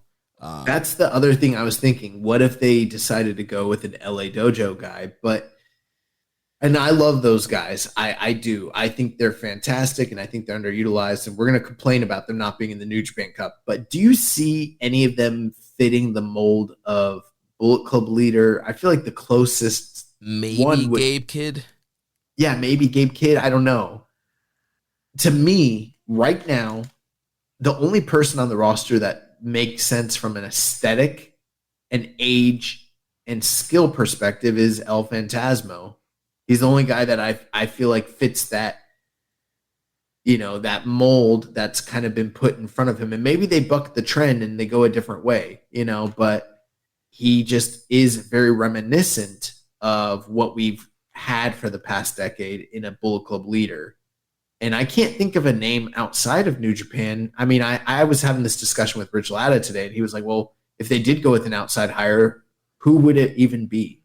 Right. Like who's out there? And I couldn't think of a good name. And I'm sure we're probably forgetting someone, but I couldn't think of anyone. I don't know if you have anyone in mind. Yeah, nothing outside New Japan is coming to my mind. I just to think about, what about Tom Lawler? I know Team Filthy and Bull Club were kind of working together towards the end of New Japan Strong. So you could maybe have Team Filthy kind of merge in the Bullet Club and Tom take over. Possibly. I mean, I don't know. At this point, like, I guess I'm sort of like game for whatever. Like, you guys want to throw Liebert Lucci in the group? Fantastic. Like, if Josh Alexander took over the group, like, sure, why not? I don't care. You guys want to add Bully Ray? Let's do it. I don't care. Oh man, no, I don't need to see Bully Ray in New Japan. Yeah, but that's where I'm at with Bull Club. Yeah. I also asked, with Jay White's NJPW future in question, what will be his legacy in NJPW? How would his run in the New Japan be remembered? Where does he rank among the all-time greats in New Japan? What are your favorite Jay White matches and moments in New Japan? Wow, pretty loaded question. I mean, I think his legacy is probably he has to be considered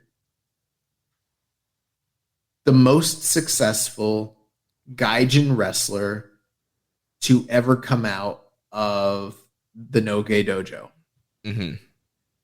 And on a kayfabe perspective, I don't think that there is any Gaijin wrestler that has accomplished as much accolades-wise in kayfabe as he has, including Kenny Omega. Although Kenny Omega does, obviously had a top guy run that is probably more meaningful than Jay White, and also won a G1. So, like, if we're talking real perception, he obviously was at the top in a greater capacity. But just strictly speaking of kayfabe, like awards and wins, I don't think anyone held as many titles as Jay White did. That was a Gaijin performer ever. So, that's pretty big. Yeah, obviously, yeah, Jay had a lot of kayfabe, non-kayfabe accomplishments. Very great resume, like you said. Yeah, definitely most successful foreigner to come out of the Noge Dojo. I think kind of a big, thing for the New Zealand area there, and kind of wrestlers coming out of that area. And so, yeah, I think he's going to be remembered well. I know he's a very kind of polarizing guy when it comes to his in-ring work, and I'm sure there's going to be several people who are happy that he's gone. But you cannot doubt, you cannot, neglect, deny. Yeah, that's what. Yeah, you cannot deny the work that he's done in New Japan. Some of the great matches and moments that he's had. Some of the stuff that we've mentioned already. The Ibushi match, the Okada matches. Like he had a pretty great run. Yeah, and since we've been on a trend of admitting our faults, we, especially me, have said many times on the show that he's going to win a G1. It's just a matter of time. There's no doubt about it. Well, if he leaves the company and he never won a G1, I guess that's not happening. As far as favorite moments, him turning on the Bull Club has to be up there for me. Mm-hmm. I think him turning on Kenny at first before joining Chaos first. That was a great moment. The moment where he was the world champion and he was standing in the middle of the ring and he had all the babyface, challengers like Okada, Tanahashi, and Goto, and Ibushi on the outside. That was kind of a memorable one. When he went on that run where he defeated Okada in 15 minutes in the Dome, and then turned around and beat Tanahashi and Osaka for the heavyweight title a month later. That was like probably peak of his entire career. Those are some of the things that I remember the most about Jay White's run. Yeah, and I think all those moments, and I think just some of his catchphrases, I think will be pretty memorable, and just his promos. He had a really good promos, post match, in ring promos. Bro, even this one. While there's definitely fans that are just way more into the Jay White character than I am, and I'm a fan, but I'm not a super fan, and there's some there's some super fans out there. I saw a lot of hype for this post match promo, and I was watching it, and I thought it was good, a little like too long and maybe indulgent. And at first, I was like, but I kind of had to give him that leeway because he probably is leaving the company, and it probably is real emotions mixed in with his character work. But then when he started cutting the promo in Japanese and he started saying the same words that he had said before he left for excursion, basically saying like, New Japan is my family, this ring is my home, the New Japan fans are my family, and basically like letting people see the babyface version of him, that got to me like a little bit. Like I was like, I gotta hold it in a little bit, like, and it felt very real and very genuine. And like, I'm like, if this is a storyline, they are doing a damn good job convincing me it's not, because this felt real. And it was good. Yeah. Also, that the meltdown promo that he had after Wrestle Kingdom a couple years ago, that like had the whole world talking. Yeah, it's Jamie, not Jay, talking. That's an incredible promo. Yeah. His last question, what's next for Hikuleo? Where does he go from here? Thoughts on Hikuleo not being a part of the New Japan Cup tournament?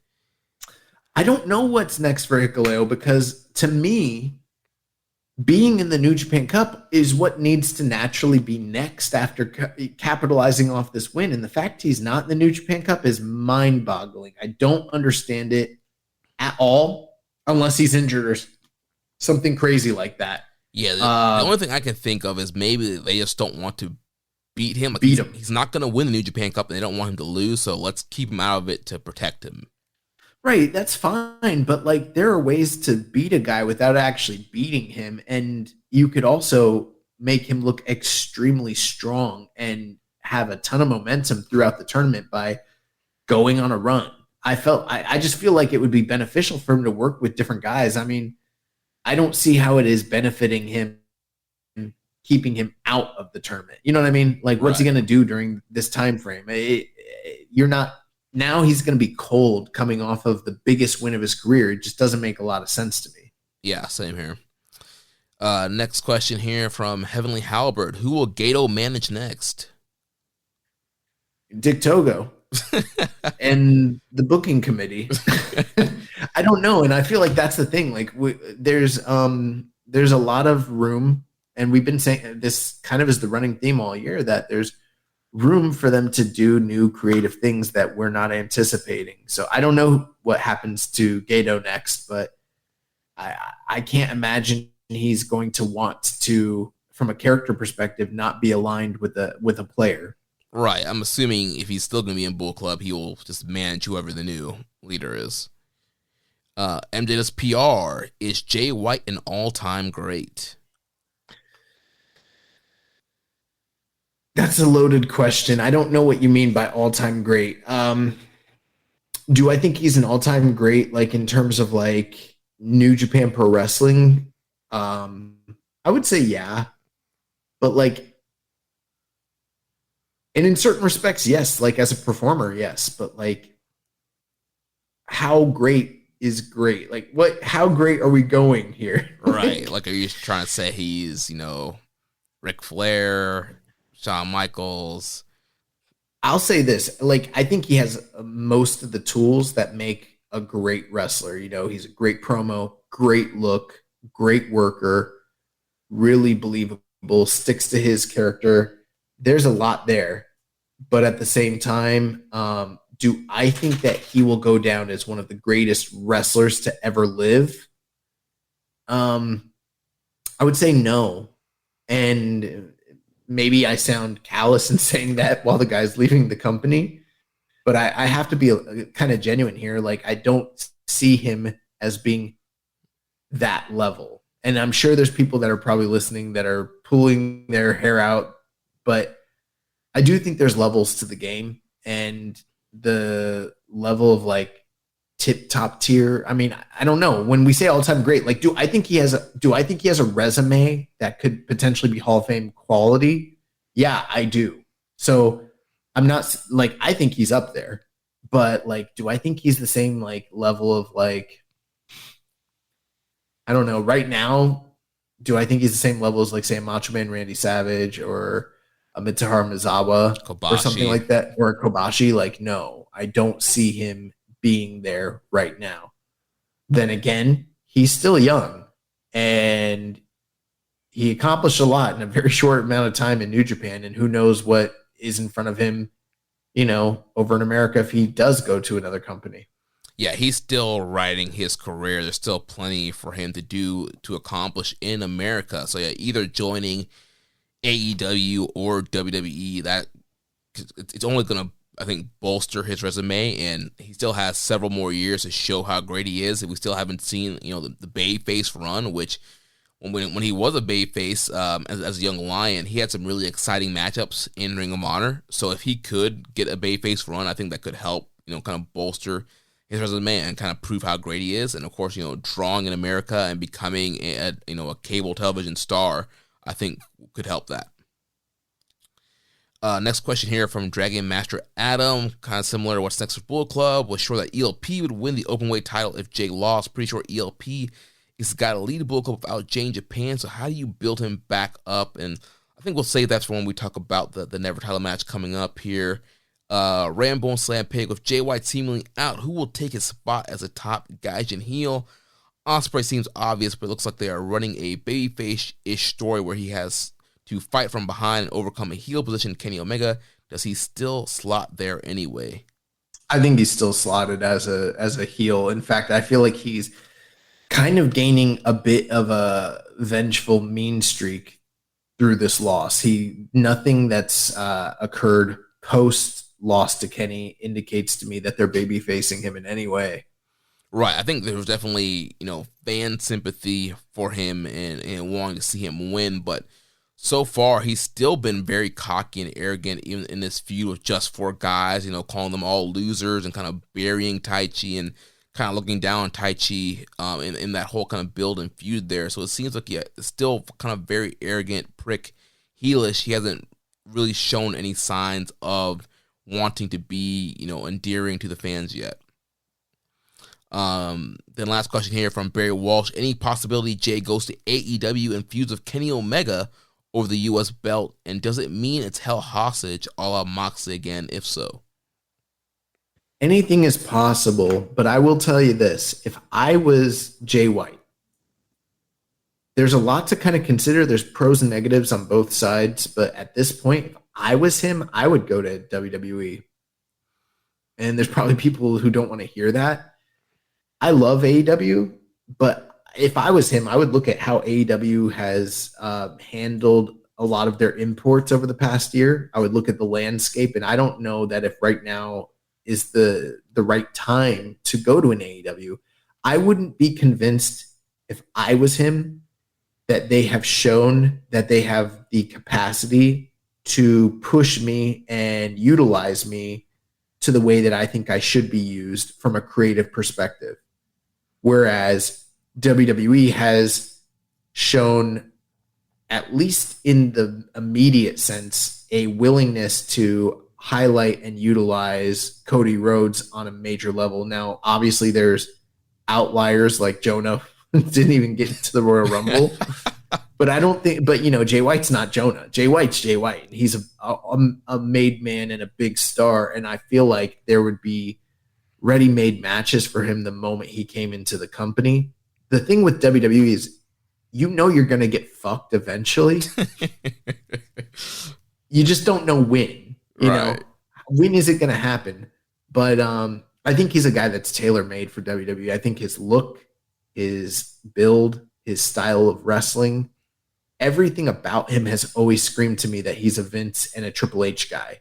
And I think that, I don't know that Tony Khan is that enamored with him, to be honest with you. That's just my personal opinion. Yeah, and I mean, AEW, they have a very bloated roster right now. You have guys literally scratching and clawing just to get, a few minutes of TV time. There's only so many guys that can push at one time. And yeah, I don't know. Yeah, it doesn't seem like, TK's a huge, switchblade mark. So I'm not sure that if he goes to AEW that he's going to get this huge run. I mean, he could. But it seems like WWE would be the better option. I mean, they got 5 hours of television time weekly. I mean, they're looking for stars. They're looking for new people to push. Right now, Triple H running creative. I think that Jay would be utilized very well there. Obviously, there's the Bullet Club connection. He could do stuff with AJ Styles and Gallows and Anderson and do something with Cody and then kind of springboard from there. So I think that'd probably be the best bet for him, but we'll see what Jay ends up doing. So that takes us to the semi-main event of the evening, the never openweight title match. Like we've mentioned earlier, Tama Tonga retained the title, defeats El Phantasmo 27 minutes and 7 seconds.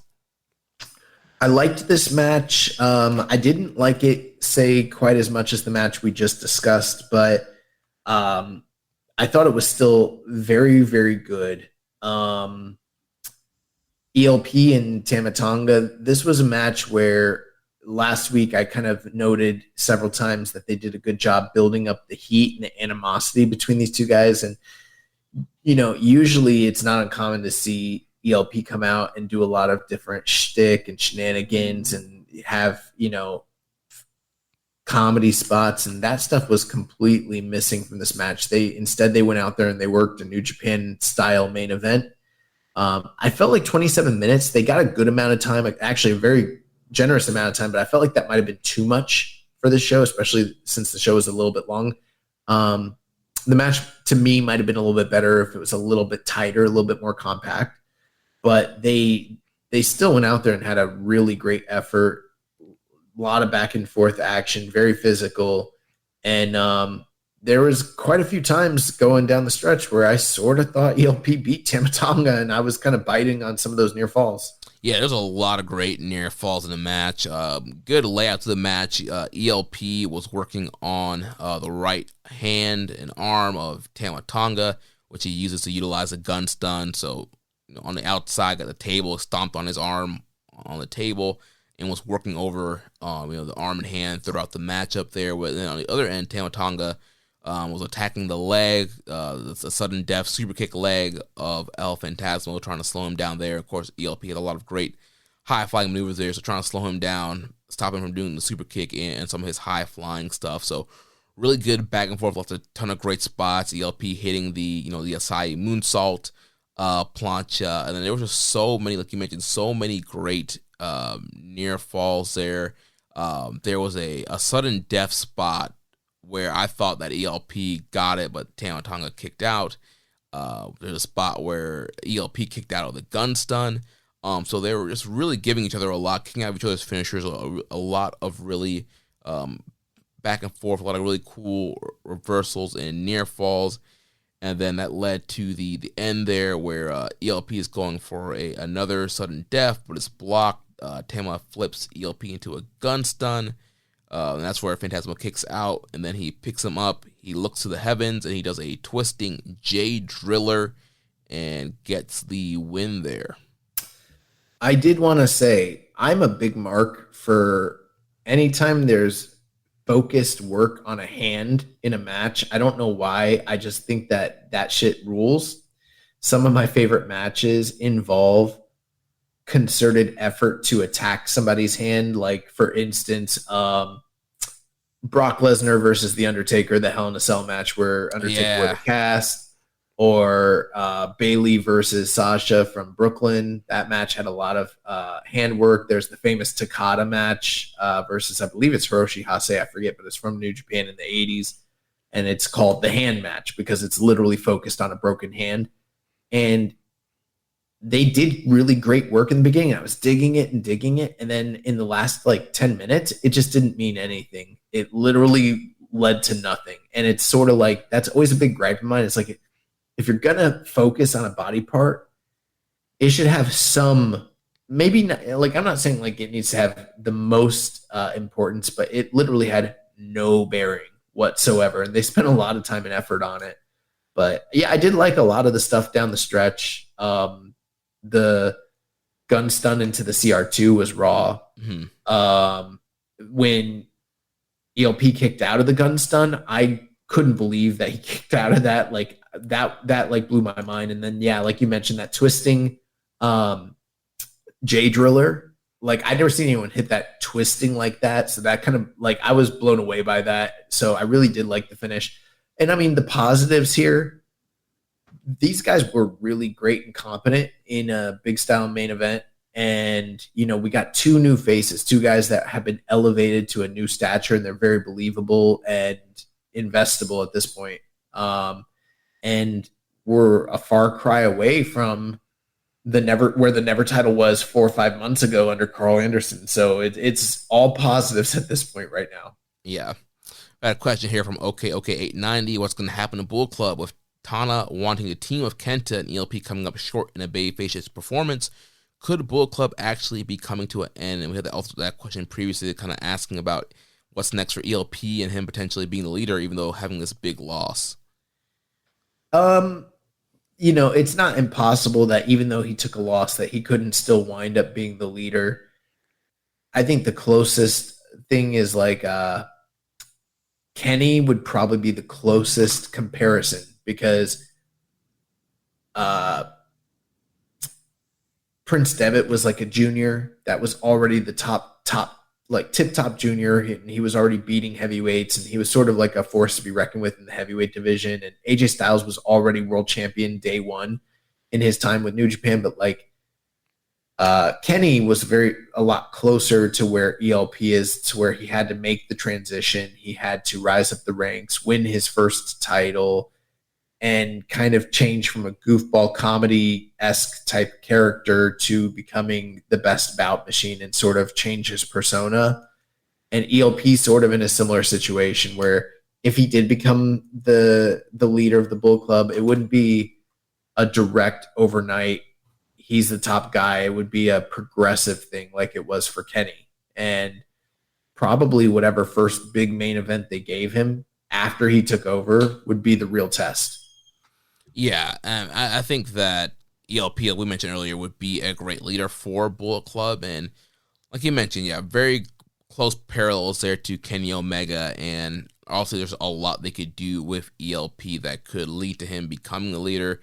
I think a lot of people are expecting to see some kind of angle with Jay potentially getting kicked out of Bullet Club, come battle in the Valley, and that could set up potentially ELP doing that. So lots of options there on how they can get the leadership turned over to ELP.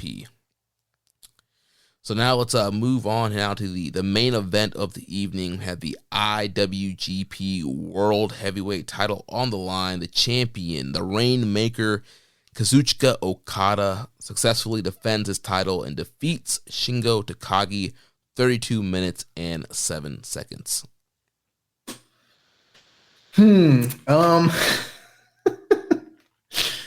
Jeremy, I'm nothing if not a consistent man, okay? And it's been no secret, if you've been listening to the show for any amount of time, that I, for whatever reason, just don't connect with Shingo versus Okada matches. I don't know what it is. I don't know what the disconnect is. I understand that I am the outlier here, but I'm seeing on Cage Match, this has a 9.51. People are saying that it's a serious match of the year contender, and if you have it above, you know, Will and Will and Kenny, you know, you wouldn't be mistaken necessarily, or that wouldn't be too egregious.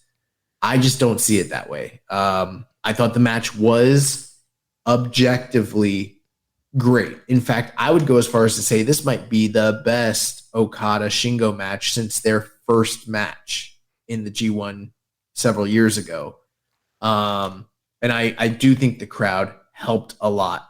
The last 5 minutes of the match really had me going. And that was where the crowd was like probably like an MVP contender of the evening, where they were just living and breathing with everything that was going on between these guys, and the near falls and the kickouts, and the extravagant counter sequences that we're known to get from Okada down a final stretch. But I'm just not as high on this match overall as everybody else is. I know some people are at 5 stars and 4 3/4.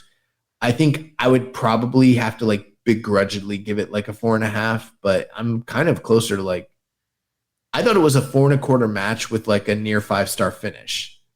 Is the way that I personally felt about it. I thought it was a little bit slow in the beginning.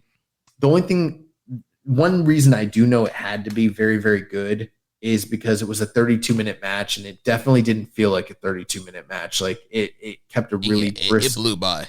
Yeah, it blew by. It had a brisk pace, but I just, for whatever reason, I don't know why, but I think too, there was a lot of use of the money clip, and like it just takes me out of these matches when these guys do their money clip spots. But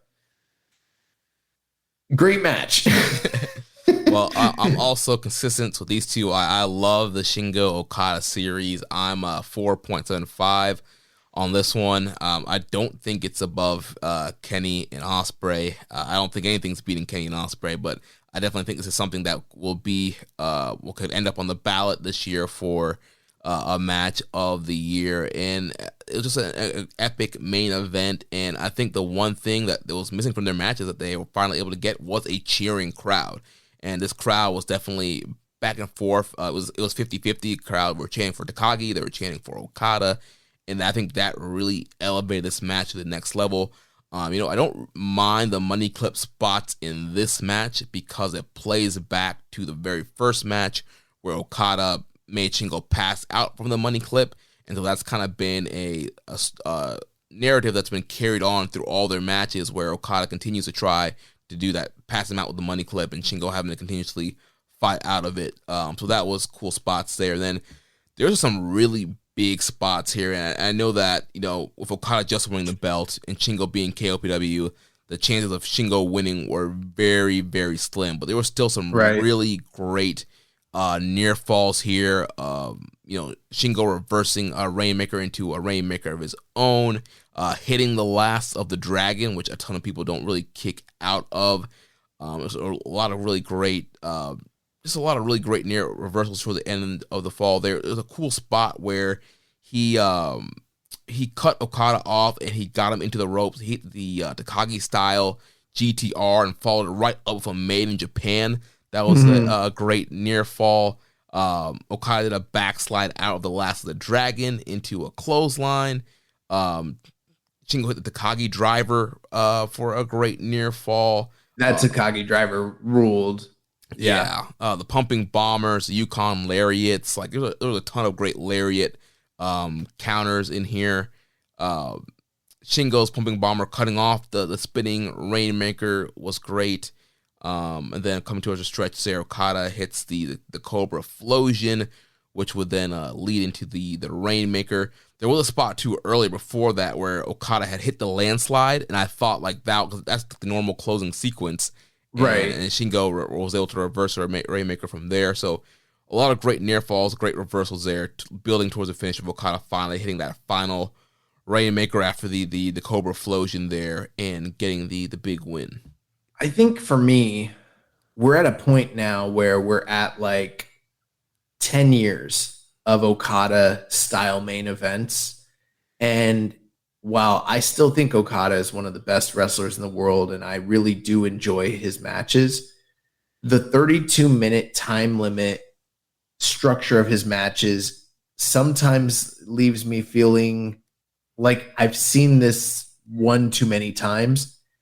Now, this match did turn up in the second half. I mean, it really, really turned up, and it was incredible. And one thing I did love about it was that was different is we're starting to get this murder. Like, we remember when we had murder Ibu, murder Ibushi. Mm-hmm. Ever since the Kiyomiya angle, there's been this thing where, like, if you try Okada in the wrong way, he gets this stoic face, and then he's ready to, like, throw hands and be about it. And that happened in this match. And it's kind of signaling to me that there might be some sort of quasi character change, which who knows with how many wars, in athletic contests Okada's gone through over the past few years, we might be ready for him to go into a phase where he starts throwing bows and starts leaning more into the strong style, stiff aspect of wrestling that he's always kind of shied a bit away from. And I would be here for that if that's what is in fact happening. And it feels like that a little bit. And it also felt like this match was maybe somewhat a precursor to what we're going to get between him and Kiyomiya here in the near future. But I feel like the first 10 minutes of his matches are superfluous to a point where it's like wash, rinse, repeat. I've seen this before. And I do understand there are people that are still engrossed in this style and are loving it. But for me, I think I need a little bit something more, some more creativity. And it's like, it is getting to the point where it's a bit repetitive, where it's like, I know where this is headed. And when it gets there, it is awesome.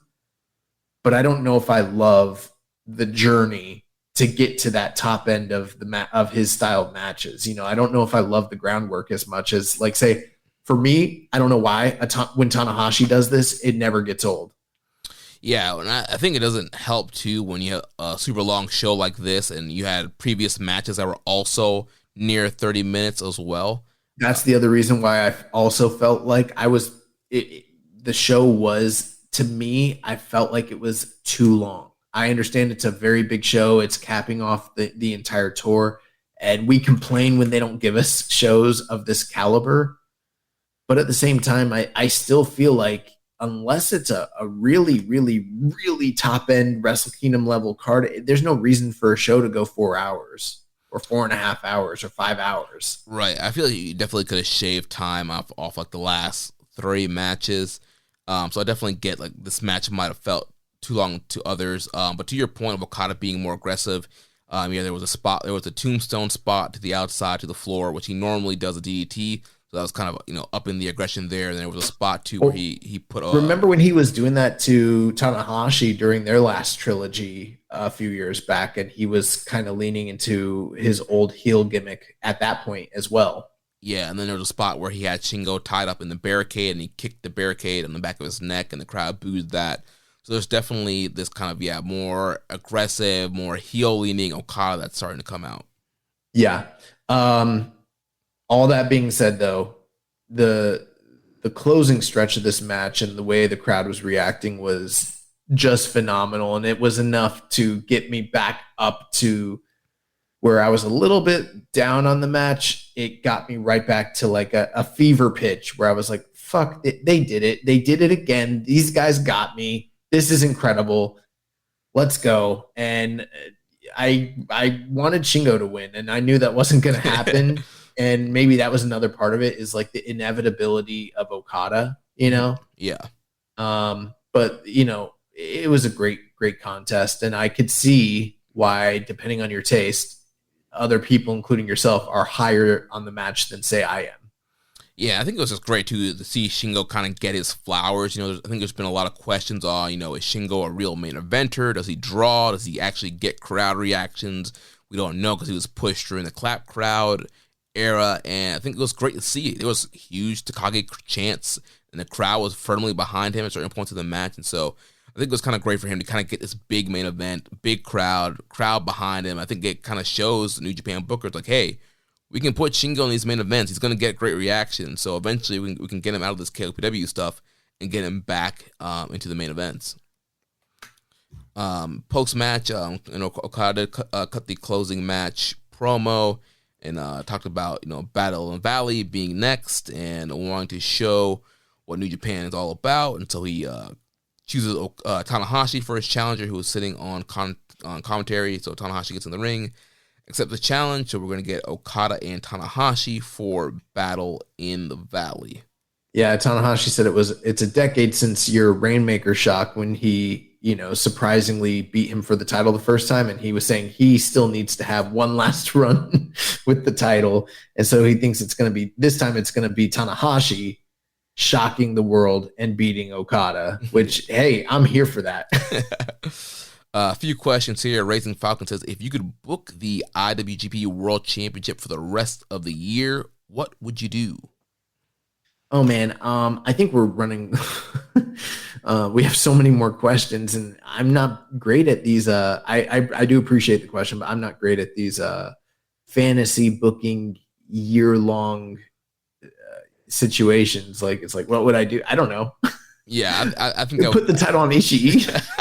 That's what I would do. Yeah, I think we could spend a whole podcast, fantasy booking and laying out angles and storylines. So I don't really have anything off the top of my head right now immediately, but I would say I would love Ospreay back in the mix at some point.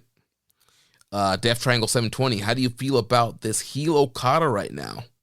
I don't feel he is heel unless he's in Noah, but I do feel like there's an edge to him. And if they do want to turn him heel, hey, I was the one beating the drum for that prior to Wrestle Kingdom. You know how I feel about that. Mm-hmm. Let's get Jumbo Okada. I'm ready for it. Big Boss Okada. Let's go. Yeah, I do like that he's kind of turning up the aggression here, and then we'll probably see even more with the Kiyomiya match, but I think they should definitely lean into it. It's going to be something fresh, something new. Yeah, maybe you even go the full, turn him heel, change up Chaos, get some new guys in there, really shake up that faction, and just do something different with Okada's character. They need a top heel, period. Yeah. Not just a top Gaijin heel. I mean, Suzuki's not a heel anymore. Jay White is leaving the company, apparently. They need to do something. There's a void there at the top as well. Yeah. Donovan 101, what are your thoughts on Tanahashi challenging Okada for the IWGP Heavyweight Championship at Battle in the Valley? Is there a possibility that we see a new champion via help? I would be very shocked if we saw a new champion. I think it's extremely unlikely. As far as the matchup, now that they've gone with it, it makes sense to me. I mean, it's a match they've gone with multiple times in the past. The tickets were already sold. Why would you give away? It's the same reason why I was thinking that they were going to do like Okada versus a minor challenger from North America. But if there was a match that you were going to do in North America where the tickets are already sold and it's a high enough profile match to where you can get away with giving it away without it being like a major main event to a certain extent, you know what I mean? Mm-hmm. Tanahashi and Okada is probably the one you want to do. Right, and I think that, that screams New Japan for a certain fan base, especially a lot of the Western fans who are watching New Japan while the Elite were still there. So I think it's a very kind of nostalgia match. It's one of those matches that you want to kind of check off your bucket list that you saw live. We got to see it live for G1 in Dallas, and it's just a really cool match if you get to see it live. And so I think it's going to be cool for Battle in the Valley. I'd be highly surprised if Tanahashi won, and if he did win with help turning heel.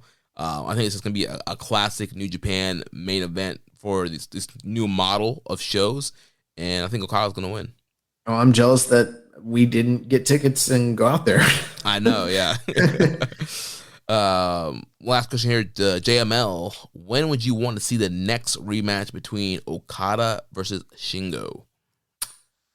I wouldn't be opposed, hypothetically, to them doing it at another big show. Like, let's say he wins the New Japan Cup and he gets another crack at Sakura Genesis or even Dominion. But I feel like the most realistic situation is they run it back in a G1 match.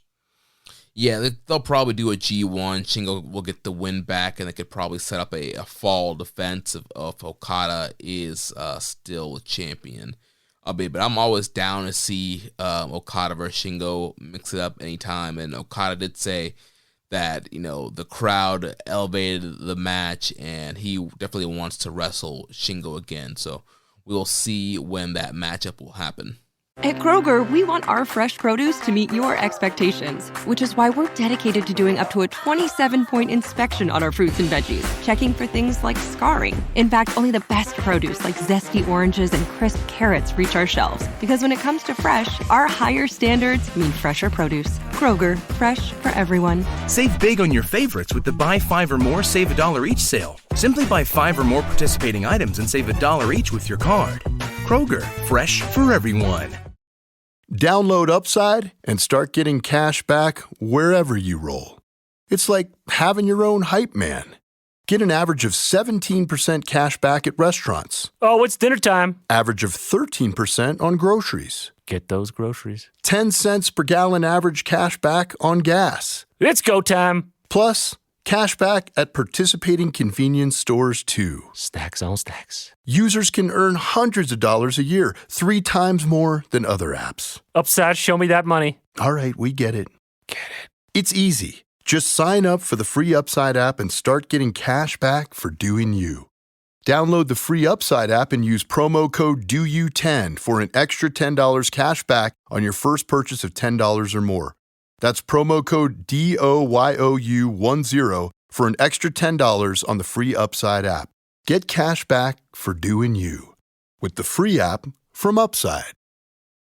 All right, now let's move into previewing Battle in the Valley, which will be coming up this Saturday, February 18th, from the San Jose Civic Center sold-out show. We'll go through, give our predictions for this card. So we got 2 matches on the pre-show. First, we got Bobby Fish versus Dave Finlay, and then J.R. Kratos versus the android, Alex Coughlin. I think that these are 2 matches that they've done a good job building up on New Japan Strong for those that are paying attention to the product. For many people that haven't been watching, they probably aren't aware that there's any sort of build between Finlay and Fish whatsoever. But I kind of see Bobby Fish as a guy that's like a good stepping stone for a resurging Finlay before he goes into the New Japan Cup, because he's a guy that had a great year last year and he's one of their homegrown guys. He has no business getting beat by Bobby Fish at this point. Right, yeah. With him being in New Japan Cup, definitely screams, him getting the win here. And yeah, like you said, at this point in Bobby Fish's career, I don't see him, getting this huge push in New Japan. So yeah, I see Finlay getting the win here at the Prima Nocta. Kratos and Coughlin is a match that has been building and building for almost a year plus now. And we've gotten singles matches from them in the past, and they've always been very good, but there's a lot of heat behind this one. So in a certain sense, it's a very fitting quote unquote main event for the pre-show. I don't know how much time they're going to get, and I don't know who's going to win necessarily, because both men have wins over one another. So this is probably like the definitive end to their feud, especially with Strong changing its structure altogether moving forward. So I'm hoping Coughlin gets the win here, but I couldn't tell you that I think it would be a bad decision to have Kratos go over either. I think either way, it really does work. But for their personal rivalry and their personal beef, like this is it. Like this is the end of, the best feud that nobody knows about in New Japan. Right, yeah. And with that, with the amount of time that they've built and put into this feud, I know there's been a lot of injuries that happened that have stopped matches from continuing the feud. I would think this one would have gone on the main card, but it'll be fine on the main event of the pre-show. And yeah, I would go with Alex Coughlin getting the win here. I don't know what Kratos' contract is going to look like going forward or his future in New Japan. Coughlin is one of your homegrown LA Dojo guys, and I think you need to be doing more of him. So I would have him get the win here. But look out for the big suplexes, the big lariats, and the big dives from the big boys. Oh yeah. So then the main card will open up with Adrian Quest, Josh Alexander, Mascara Rada, and our good friend Rocky Romero taking on Kevin Knight, Kushida, the DKC, and Volador Jr. I don't know if we want to be good friends with Rocky Romero. Look at what he's doing to one of his good friends. He took his title, he shoved cake in his face, turned on him, told everyone in Arena Mexico to suck it. I don't know, bro. He won't do that to us. Okay. But yeah, this match looks really great on paper, just in terms of the combination of different styles and stars from all over wrestling, guys from Impact and the Indies and New Japan Strong, as well as like Lucha Libre. So kind of cool amalgamation there. But the big defining match is, as I mentioned, you got Rocky Romero and Volador Jr. on opposite sides, and that's a continuing feud from CMLL. One has to wonder if somehow that's going to bleed over into the Fantastica Mania tour that we have upcoming shortly. And I don't know who's going to win here, but I think Rocky and Volador is going to be the key focus of this match. Yeah, part of me wants to say that Voldor's team will get the win, so Voldor has some momentum and could possibly challenge Rocky again. But they do have the DKC on their team. They got DKC on their team, so they're probably losing. Which he's still currently a young lion unless he's going to graduate on this show. So I'm going to go with our good friend Rocky's team getting the win here. Yeah, since they've got Impact World Champion Josh Alexander on the other side, don't be surprised if he beats the DKC. Then again, Adrian Quest is on the other side, and he's ripe for a pinfall as well. Yeah. Then we'll have the NJPW Strong Openweight title match as the champion, Mr. No Days Off, Fred Rosser, will defend the title against Kenta. I think this match is going to be very good, very hard-hitting, and very entertaining, but I think we're about to see the end of the Fred Rosser reign. Could be wrong, but as they're moving to this new format, I wouldn't be surprised if this is sort of the end of Fred Rosser in New Japan as we know it. Well, I definitely seem to have plans of him being one of the coaches at the new NJPW Academy. But I do think it's time for it to switch the title. Like we mentioned a couple weeks ago, his title reign has not been great. And with this whole pay-per-view model, having Kenta as a champion to draw for these pay-per-view shows makes a ton of sense to me. So, yeah, I think it's going to be night for Mr. No Days Off, and he's going to go to sleep. I see what you did there. Then we'll have the Strong Openweight Tag Team title match. The champions, the Motor City Machine Guns, Alex Shelley and Chris Sabin, will defend against the West Coast Wrecking Crew of Jarrell Nelson and Royce Isaacs. Well, I think maybe I should backtrack because I used the logic that they're changing the whole entire Strong structure and taking off the title from a homegrown guy like Fred Rosser due to that. But that doesn't make any sense because I'm going to say the opposite here in that I really do think that the West Coast Wrecking Crew have been the premier definitive tag team of the New Japan Strong brand, and they've thus far not held the titles at all. Motor City Machine Guns are great champions, legends of the indie scene, legends of Impact and Ring of Honor and all that, and great guys to have on your ledger for your lineage. But I don't know if you keep them as champions. I feel like it makes more sense personally to get those titles on the West Coast Wrecking Crew sort of as like an attaboy for all the time and hard work that they put in during the pandemic era. Yeah, I just don't know how much more they're gonna use Machine Guns going forward. Right. Even though they are doing a lot of stuff in Impact with him and Kushida and Kevin Knight and feuding against the Bull Club of Chris Bay and Ace Austin in Impact. So they're still kind of using Machine Guns in both promotions. So, I mean, they could retain and it could work out. But I agree with you. I think West Coast Wrecking Crew that, essentially these titles were really created for them and they just never really got them yet. So I do think this is the chance for them to get the win here. At the same time, Motor City Machine Guns are the bigger names with more cachet, and they might be more marketable long term if they want to keep doing these pay-per-views. So that's always the possibility, especially since there is no sign of the Impact relationship completely dissolving or anything like that. Right. Then next up, we will have Eddie Kingston versus Switchblade Jay White, which it could possibly be Jay White's last ever New Japan match. Yeah, okay, 890 says if this is Jay's last New Japan match, why is it against Eddie Kingston?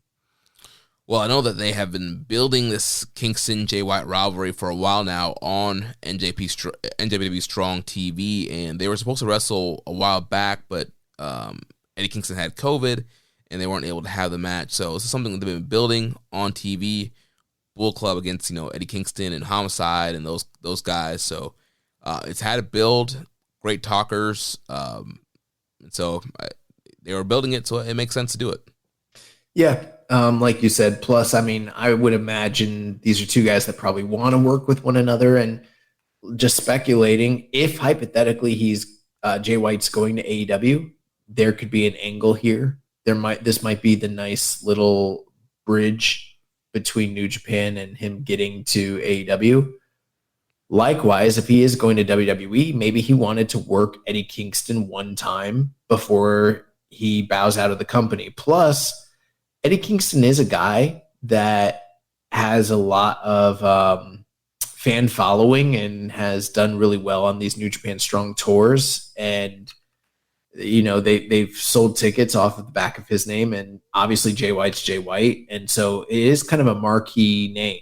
I will say this, though, and this was something that was pointed out by Super J Cast on Twitter. They said, if you are in the camp that Jay White isn't leaving and this is all just a work, him being, fifth from the top isn't necessarily like a marquee spot and doesn't necessarily lend itself to the idea that he is going to continue to stick around. Right. Yeah. But I'm looking forward to the match. I think Eddie Kingston is a fantastic worker, and I love his rough and tumble style of stiff strikes and, big Kings Road strikes and suplexes. And Jay White and him, I think they'll have a really great match. And yeah, I think if Jay White's leaving, then he's probably going to do I'm just going to assume Jay White's on his way out. So with that, he might be putting over Eddie Kingston might be putting him over, or he might be putting over Eddie Kingston. Yeah, I agree with you. And it was interesting, the post-match promo from Osaka, he told Gator to stay in Japan, not to come with him to America for this matchup. So maybe we might even get a more babyface Jay White here, and it's more of him, going this back and forth kind of style with Eddie Kingston. So it could be a really fun matchup in that perspective. But I agree. I think Eddie Kingston's going to get the win here. We may get the tearful, emotional goodbye here. Mm-hmm. We also may be looking for the angle alert one way or the other, whatever that might be here. Yeah. Then next up, we'll have the Filthy Rules fight as Homicide will take on Filthy Tom Lawler. So this is going to be no ropes, no disqualification matchup here. Yeah, this one's probably going to get bloody, probably very violent. Look for Homicide to bring out the fork and attack Tom Lawler with that. But I seen these two guys have a Bloodsport style match a few years ago, and I thought it was way better than it had any right to be. And this has been a very hate-filled feud anyways. So this is probably going to be your brawling style hardcore match of the evening mixed in with, Tom Lawler's brand of MMA style fighting. Yeah. And I would expect Tom to get the win here, longest Agreed. Strong openweight champion. I think there's a ton of upside with Tom in the company, and he's probably going to be a feature on these strong pay-per-views moving forward, and I would love to see him back in Japan. Yeah, I feel like this is the blow-off, and I don't know why you would put over Homicide in a big blow-off against Tom Lawler at this point. Right, in 2023, yeah. And in New Japan. Yeah. Then we'll have the NJPW World Television Title match. The champion, Zack Sabre Jr., will defend against the Wild Rhino Clark Connors. Post-match, when Sabre defeated Ishii, he said he was calling out one of those young punks, and the young punk happened to be Clark Connors, who answered the challenge. Yeah, I liked the promo video that they showed for this. I wish it was something that maybe perhaps could have aired during one of the New Beginning shows to garner more attention for this match. But whatever, that's besides the point. The fact of the matter is this is a title that was supposed to be, based around young talent. And at this point, Clark Connors is easily the youngest challenger for this belt, since the only other challenger was, in his 40s, Tomohiro Ishii. And I think him and Zach, this will be a great test for Clark and good challenge for Zack Sabre Jr. I don't expect ZSJ to drop the title here, but I'm glad for Clark Connors to be this high up on the card in what is bound to be a spectacular match. Yeah, Clark had that really big breakout moment during Forbidden Door last summer, and so I think it's going to be another chance for him to reconnect with the Western audience in a big match, especially against a guy like Zack Sabre Jr. So I think it's going to be a great platform to elevate Clark Connors. We've been saying it for several weeks now that these LA Dojo guys, they need to be put in bigger spots. They need to be capitalized on what they've created with these guys. And so here's a great opportunity for a guy like Clark Connors to be in a big title matchup against a Zack Sabre Jr. And hopefully this will open the doors for Clark being featured in more bigger matches going forward. And we had a question from OK890. Do you think Clark Connors could join TMDK after this match, with Zach considering TMDK needs a junior? I don't, but it's not impossible. I just feel like they have a lot of really good things going for them right now. I don't know that they necessarily need a junior this soon. I think that that's something that they can build upon down the road. Right. I feel like doing it right now is just kind of doing it to do it without any kind of build or purpose. I mean, could they do it? Correct. Sure, but Nichols, Hayes, and Zach have a connection. There was a history there. We don't know what the status is of Bad Dude Tito in the group, but he's in the group. Zach has already confirmed that. So Zach talked about that in a post-match comment where he did confirm Bad Dude Tito is still officially a member of TMDK, and then jokingly said the only thing is they need to get him to Japan and they need to get him a more British or Australian sounding name. So yeah, Bad Dude Tito is part of TMDK officially. Gotcha. So yeah, I don't know if they necessarily are in a rush to get a junior. Plus they have Kosei Fujita. Technically he could be their junior for right now. I mean, I guess he's a young lion, but yeah. Then we have the double main event. So double main event 1 for the IWGP Women's title. Kyrie will defend the title against Mercedes Moné. Money. Yeah, so this is the match. This is the match. How much? What's the attendance of the show? It's like 2,000, right? Yeah. Yeah, this is the match that drew 2,000 souls to, all on their back. But I am excited for this match. It's the first major women's match for New Japan in North America ever. It's the first title defense that's going to get a good amount of time, considering the atrocity that occurred at Wrestle Kingdom between Tam Nakano and Kyrie. Not their fault, but they just were not given a lot of time. And it's the first, showing of Mercedes Moné outside of WWE, outside of that system and their structure for a competing organization. And it's going to be very interesting to see what Kyrie and Mercedes are willing and able to do with the restraints kind of lifted.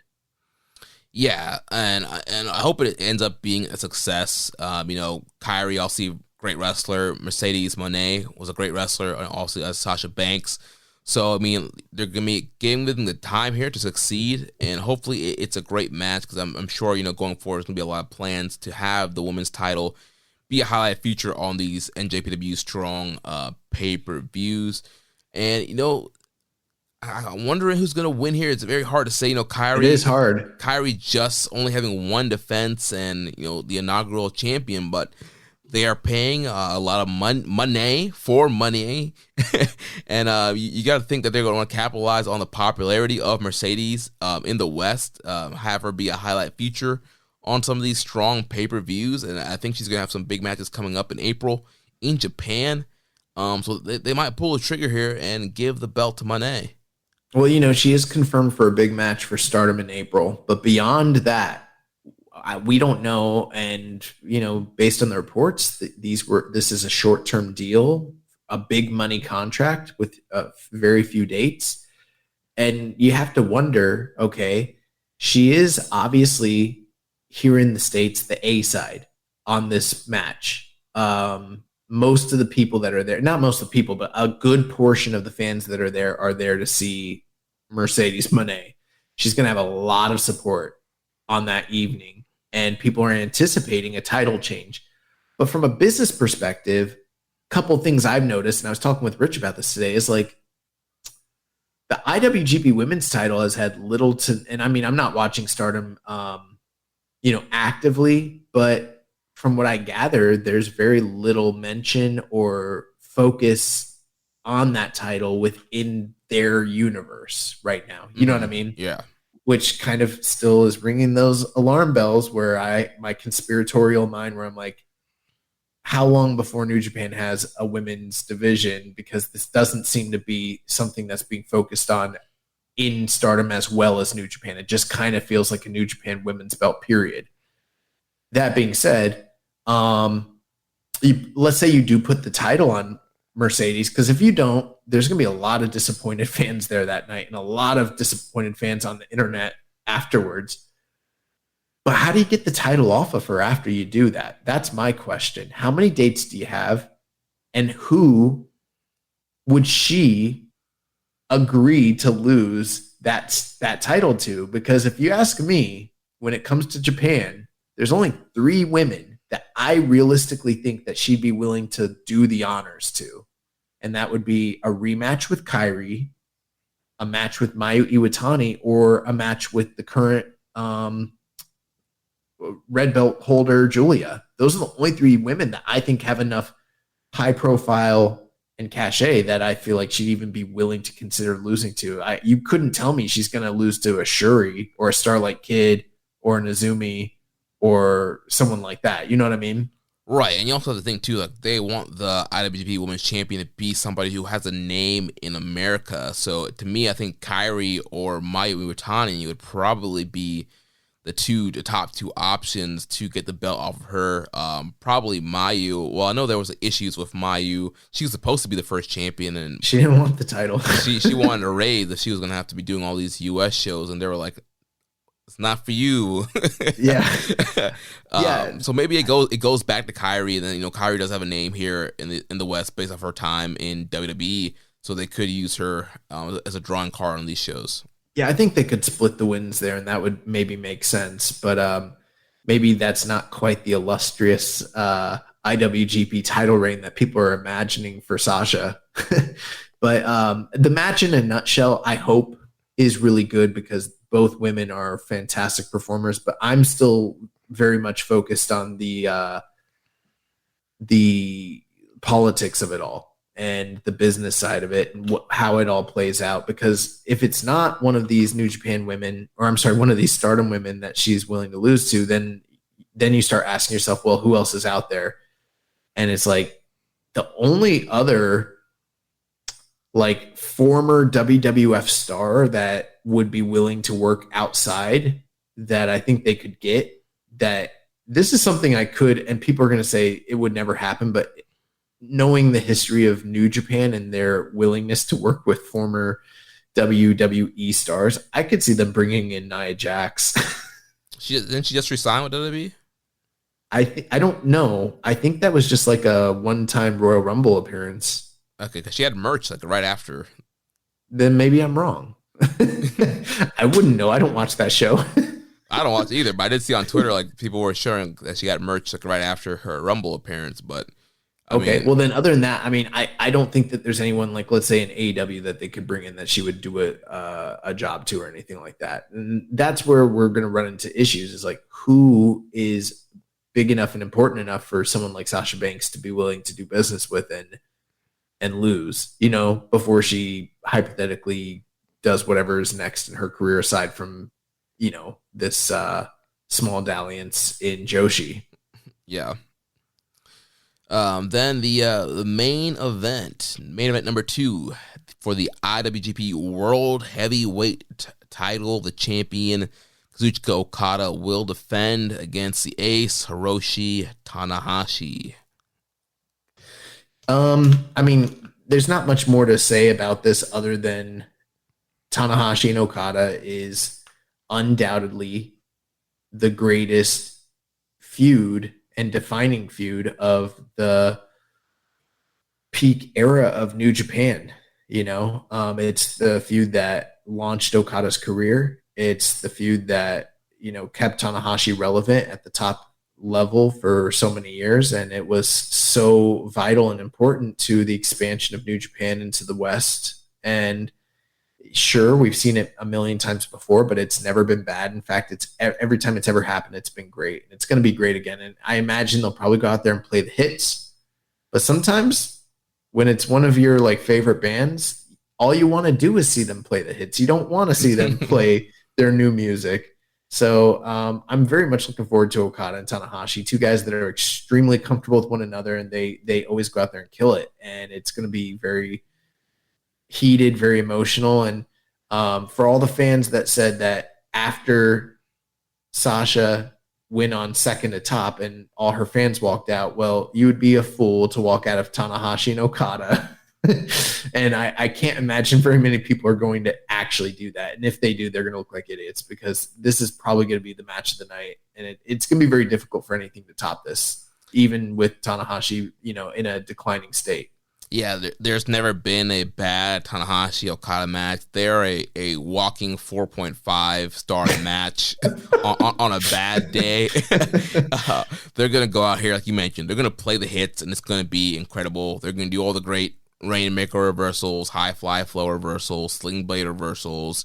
They're going to do all the big stuff, all the great stuff, and it's going to be an epic matchup. And yeah, I think Okada is going to retain here as he continues to build momentum into the Kiyomiya match. We had a question here from Donovan 101. Thoughts on card placement for the Battle in the Valley show and the so-called backlash over the co-main event status from Monet's stands? And did NJPW underestimate the hype for this show by putting this show in a small arena? Also, thoughts on the Battle in the Valley card? Well, I'll work in reverse. Battle in the Valley card, fire, top to bottom. Very much looking forward. I mean, this is a stacked show. It's incredible. Yeah, it's a great card. I do think they were a little bit too conservative by booking this building. I think that was maybe short-sighted on their part. As far as the backlash, I think that they did something very brilliant. They called it main event number 1 and main event number 2. Co-main event. Now, for most wrestling fans, they know what co-main event means. Or double main event. It means the one that goes on last is the main event, and the one before it is just a co-main event. Just like, any other, it's a very important match, but it's not the main event. Maybe to some fans it is, but it's not the main event. Mm-hmm. These Sasha stands don't seem to know that, bro. Like, I was on Twitter and I saw 3 reactions. One was a bunch of people being like, fuck yeah, she fucking did it. Let's fucking go. Main event.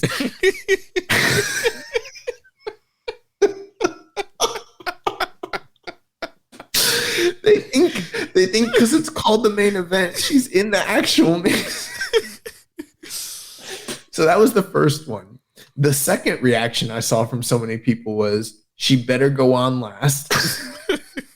Not realizing that this is the match order, my guy. They put the match order out. It is official. It says official match order. And they're like, she better go on last. And yeah, they're not. And then the third one was just people being completely confused as to what that even means, or just, just kind of bewildered. And I think it was smart on New Japan's part, because they didn't create, if they had just called the main event and called this just, match number 9 on the card, there would have been a lot of outrage. But they calling it main event or double main event caused enough confusion with that fan base and that audience that they don't know how to react to it. And so by the time they realize what's actually going on, they're not going to collectively be able to organize their rage and their hate. And so many other things are going to happen in wrestling between now and then, in this next week, that they've averted the crisis altogether. Yeah, I mean, to be fair, too, Kenny and Ospreay were considered double main event 1 of Wrestle Kingdom. So Kyrie, right, but we all knew that wasn't the main event, and we weren't bitching about it. Mm-hmm. We were just like, okay, that is what it is. So yeah, so if Ospreay and Omega can be considered, double main event 1 and not closed, and I think Monet, here's what I think it is, Kyrie Jeremy. This is a fan base that has been fed lies for decades by WWE, and they believe everything they tell them, and so they're not used to being told something by a company that's just straightforward. They believe it. They're just like, oh, it's double main event. All right, she's in the main event. I believe this. They're used to just believing whatever the company tells them, whatever the company line is. And they're like, fuck yeah, she made it. Double history has been made. Double main event. Let's go. Oh my gosh. It's like when she headlined against Bianca on the first night of WrestleMania, and they're like, she's a WrestleMania headliner. Yeah. That's the same thing as this. Literally the exact same thing. Main event number 1, headline of WrestleMania. Except we all know that the match that goes on the last night was the real WrestleMania main event. It doesn't matter. To them, the optics are like, that's a main event. So they were told this is a main event. It's a main event. They're happy. And it's fine. It's like when you have a little kid and you're playing video games and they want to play and you don't want them to fuck up your game. So you don't plug in the controller and you just hand it to them. It is my little brother all the time. Yeah, everyone's done that to every little cousin or little kid that they're watching or little brother and sister, and it makes them happy. And they don't know any different. Hey, the Sasha stands, the crew is the crisis of the crew has been averted. They don't know it. They haven't figured it out yet, and they will figure it out one day. And imagine being upset about this card. You're going to see Tanahashi and Okada. Here's the other thing I will say. For the argument, this is the last thing, and then there's one other thing we should talk about before we move on from this topic. But for anyone that's like, they sold all the tickets, that is a valid argument. But let me just tell you this. In a 2,000 seat building, if they had announced Okada and Tanahashi and never announced Mercedes versus Kyrie, they would have sold out, period. They did not need... And I don't want to take anything away from the women because what they did was monumentous, and it does show the drawing power of Sasha Banks. But the reality at this point, now that we know what the full card is, if this was just a 9-match card and we had the exact same card without Sasha and without Kyrie, they would have sold out, no doubt. A 2,000 seat building, that would have been cake. This would not have been, it's not like it was like where the Mavericks played, where when they did G1 in Dallas, where it was a, thousands and thousands of seat building. Like we've already seen a show that was outdrawn, headlined by Tanahashi and Okada that did a way, way, way bigger number than this in Dallas. So right, that was like what, 5,000? No, there's like, I don't even remember. There was a lot. It was more than that, I think. Mm-hmm. So it's like, yeah, they would have a 2,000 seat building featuring all these stars, featuring Jay White, featuring Eddie Kingston, featuring Tanahashi and Okada, like Zack Sabre Jr., Tom Waller. This show was going to sell out anyways. So like, I want to give credit to the women because they did sell it out before anything else was mentioned. But to imply that it wouldn't have done business without them, that's not factual at this point anymore. Yeah, it's not like they drew like 10,000 people. Right. And they did draw, these were not cheap tickets. They're doing a great gate. It's like $250,000. It's a big deal for them on this level. But they would have done it without them anyways at this point, and that's just the fact. Right. I mean, it was reported that New Japan officials weren't even expecting it to sell out as quickly as they did with Mercedes and Kyrie announced. No, they were holding back announcing Tanahashi and Okada because they thought that they needed to announce Tanahashi and Okada to cinch the deal, to close the deal, because they knew that was going to draw. Right. And then by the time this happened, it was like, all right, well, we don't even, it was just a happy coincidence. So last thing, I know that we're not a WWE podcast, but this is going head to head with Elimination Chamber, which I think is very unfortunate considering this is a pay-per-view in North America. And it's not like a regular Elimination Chamber card where, in the past, it was like a show that they didn't care about that wasn't going to do business. Like it's headlined by a pretty hot feud between Roman Reigns and Sami Zayn. And there's a lot of buzz and attention. And I do think it's very unfortunate that they're going head to head with that show. And I do think it's going to hurt the pay-per-view number quite a bit. Yeah, that's one of those where you think they probably should have done some more scouting and research to see what the competition was for the night. Agreed. Or even, I know people like the Saturday pay-per-views, but maybe even move it to Sunday or something. Do something different. Football's over right now. Sunday night might have worked out better. But yeah, I think it's definitely going to hurt the pay-per-view buys and just the talk of the town. A lot of people are invested in Roman and Sammy and, Edge and Beth versus Rhea and Finn Balor and the chamber matches, the U.S. title chamber match. There's a lot going on in that pay-per-view that WWE fans are going to be really invested in and probably will not want to watch Battle in the Valley live. There hasn't been a good, valid Elimination Chamber show since Kofi Mania in 2019. So, we've been looking at like 2 or 3 years of like substandard Elimination Chamber shows where the champion wasn't even really on them, didn't defend his title. So I think maybe there was that thought that this was just going to be a throwaway B show before WrestleMania. And unfortunately, it's in Montreal and it's got a razor hot or, white hot feud between Sami Zayn. I mean, I'll tell you, it's so hot that like I don't even like WWE and I want to see that match. Yeah.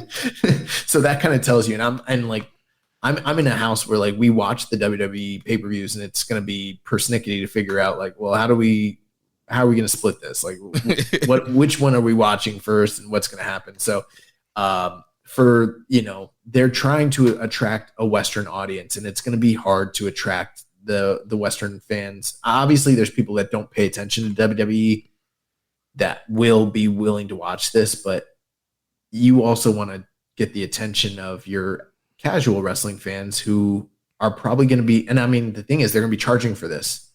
Most people have Peacock. Peacock is $5 a month. It's already got more visibility. Like it's going to hurt them for sure. And that sucks. Yeah. Well, that is Battle in the Valley coming up this weekend on pay-per-view. Real quick, let's just talk about the announcements for the New Japan Cup 2023. So it was revealed today that the bracket for this year's New Japan Cup tournament set to begin on March 5th. This year's tournament will have 24 competitors with 8 receiving first round buys. The winner will receive an IWGP World Heavyweight Championship match at Sakura Genesis on April 8th. So the 8 wrestlers receiving first round buys are Kenta, Chase Owens, Jeff Cobb, Will Ospreay, IWGP Tag Team Champion Hiroki Goto, Never Openweight Champion Tama Tonga, Rev Pro British Heavyweight Champion Great-O-Khan, and the current NJPW World Television Champion Zack Sabre Jr. So in the first round, Sunday, March 5th, which is also going to be the 51st anniversary show, we'll have Sonata versus Taichi and Naito versus ELP. Then Monday, March 6th, Evil versus Narita, Yano versus Mark Davis, David Finlay versus Ishii, Umino versus Yujiro Takahashi. March 10th, Yoshihashi versus Kyle Fletcher, Shingo Takagi versus Aaron Henare. Then for the second round matchups on Saturday, March 11th, we'll have Sonata Taichi winner versus Kenta, the winner of Naito and ELP versus Chase Owens. And on Sunday, March 12th, the winner of Yoshihashi and Kyle Fletcher versus Goto, and the winner of Shingo versus Aaron Henare versus Tama Tonga. Then Monday, March 13th, the winner of Yano and Davis versus Will Ospreay, and the winner of Narita and Eagle versus Jeff Cobb. And then on Wednesday, March 15th, the winner of Finlay and Ishii versus Great-O-Khan, and the winner of Umino and Yujiro versus Zack Sabre Jr. The quarterfinals will be held on Friday, March 17th, and Saturday, March 18th, with the semifinals set for Sunday, March 19th. The tournament final will take place on Tuesday, March 21st. We had a couple questions here. Death Triangle 720. Who do you think should win the New Japan Cup? Emerald Burning Hammer. What are your early semi-final predictions for both New Japan Cups?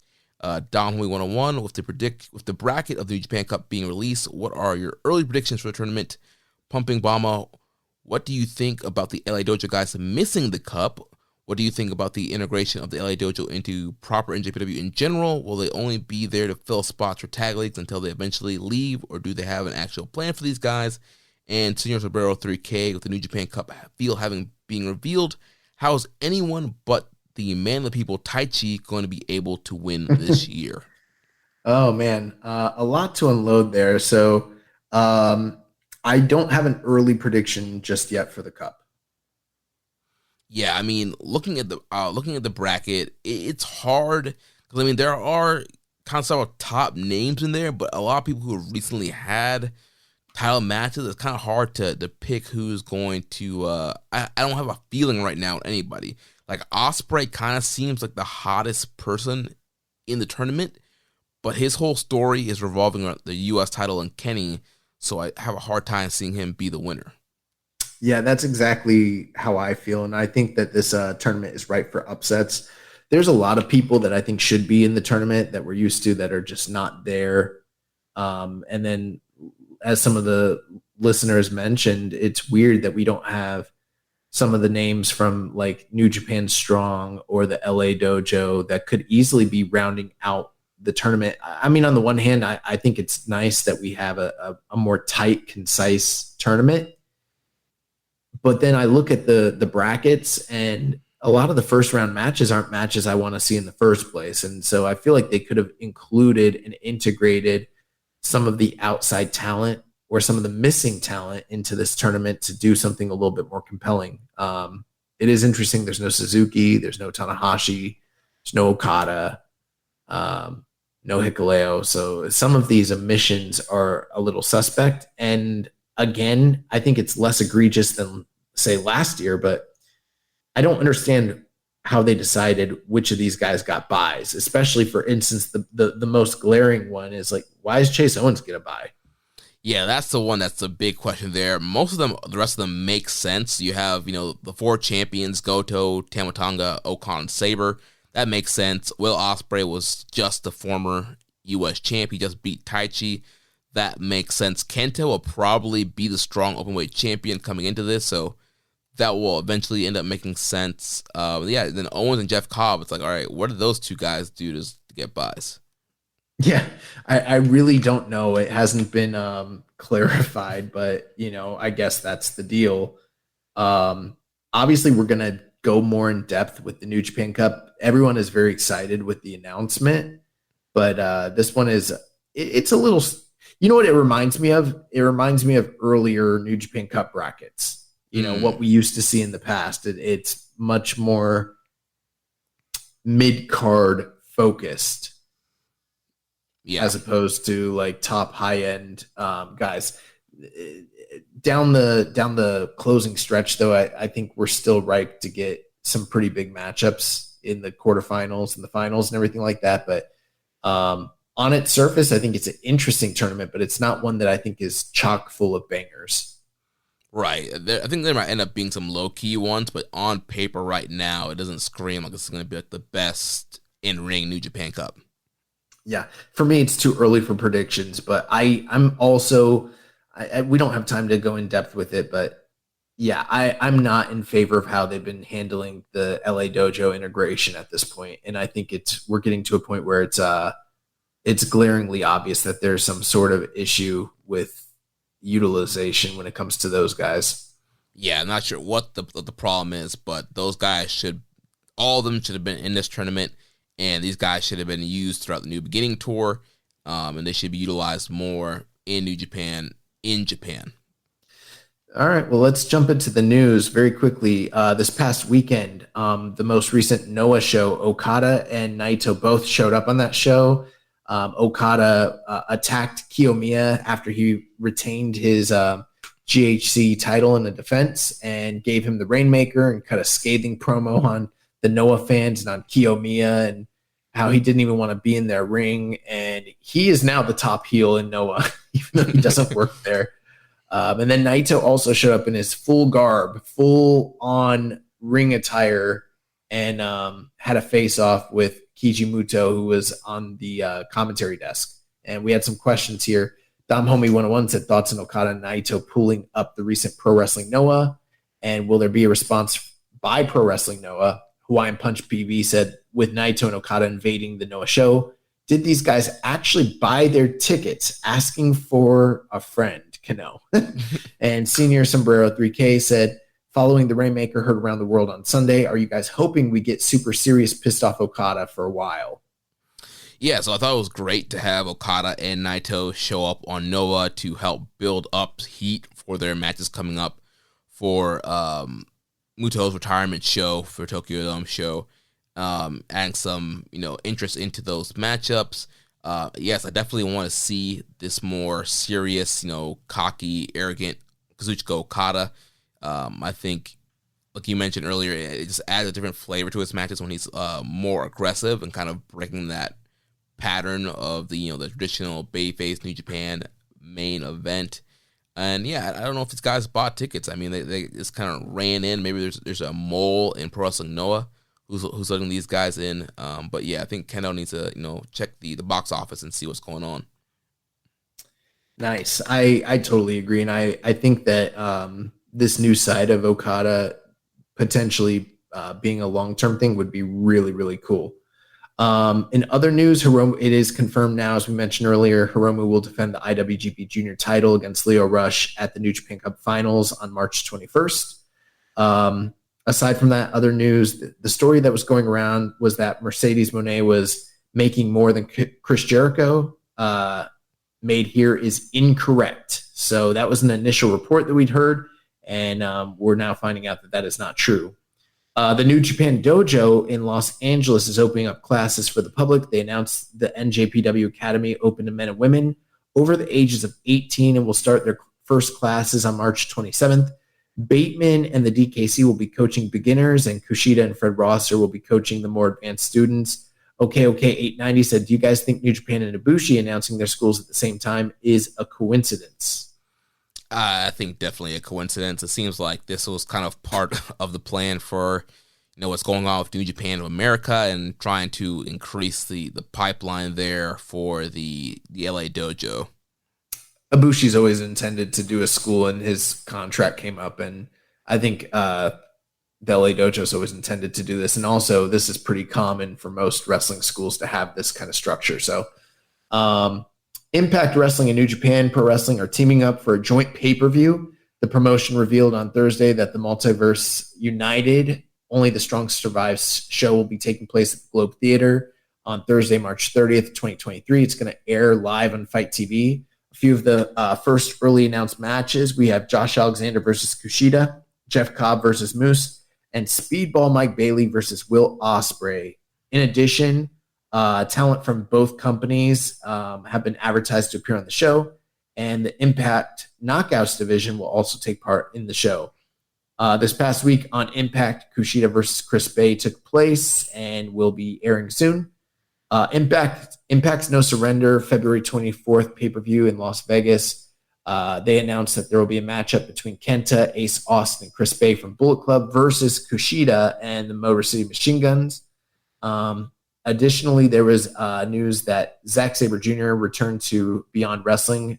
He's coming back for the first time since 2017 at Perfection or Vanity Show on Sunday, February 26th, streaming live on Indie Wrestling starting at 7 p.m. Eastern. So definitely want to check that out. And then last bit of news here, Wrestling Revolver on March 4th. Their show will be called Wrestling Revolver Drip, and it will feature a match between Jonathan Gresham and Kushida. Nice. Well, we are running up pretty close to time here. We have a few questions here. Do you want to move in next week or try to run through them? I think we could just run through them real quick. Short answers. All right. So from front of the show, Floyd Johnson Jr. Is Pat Mahomes the Okada of the NFL? They call Mahomes Money Mahomes. I don't watch fake sports. Sure.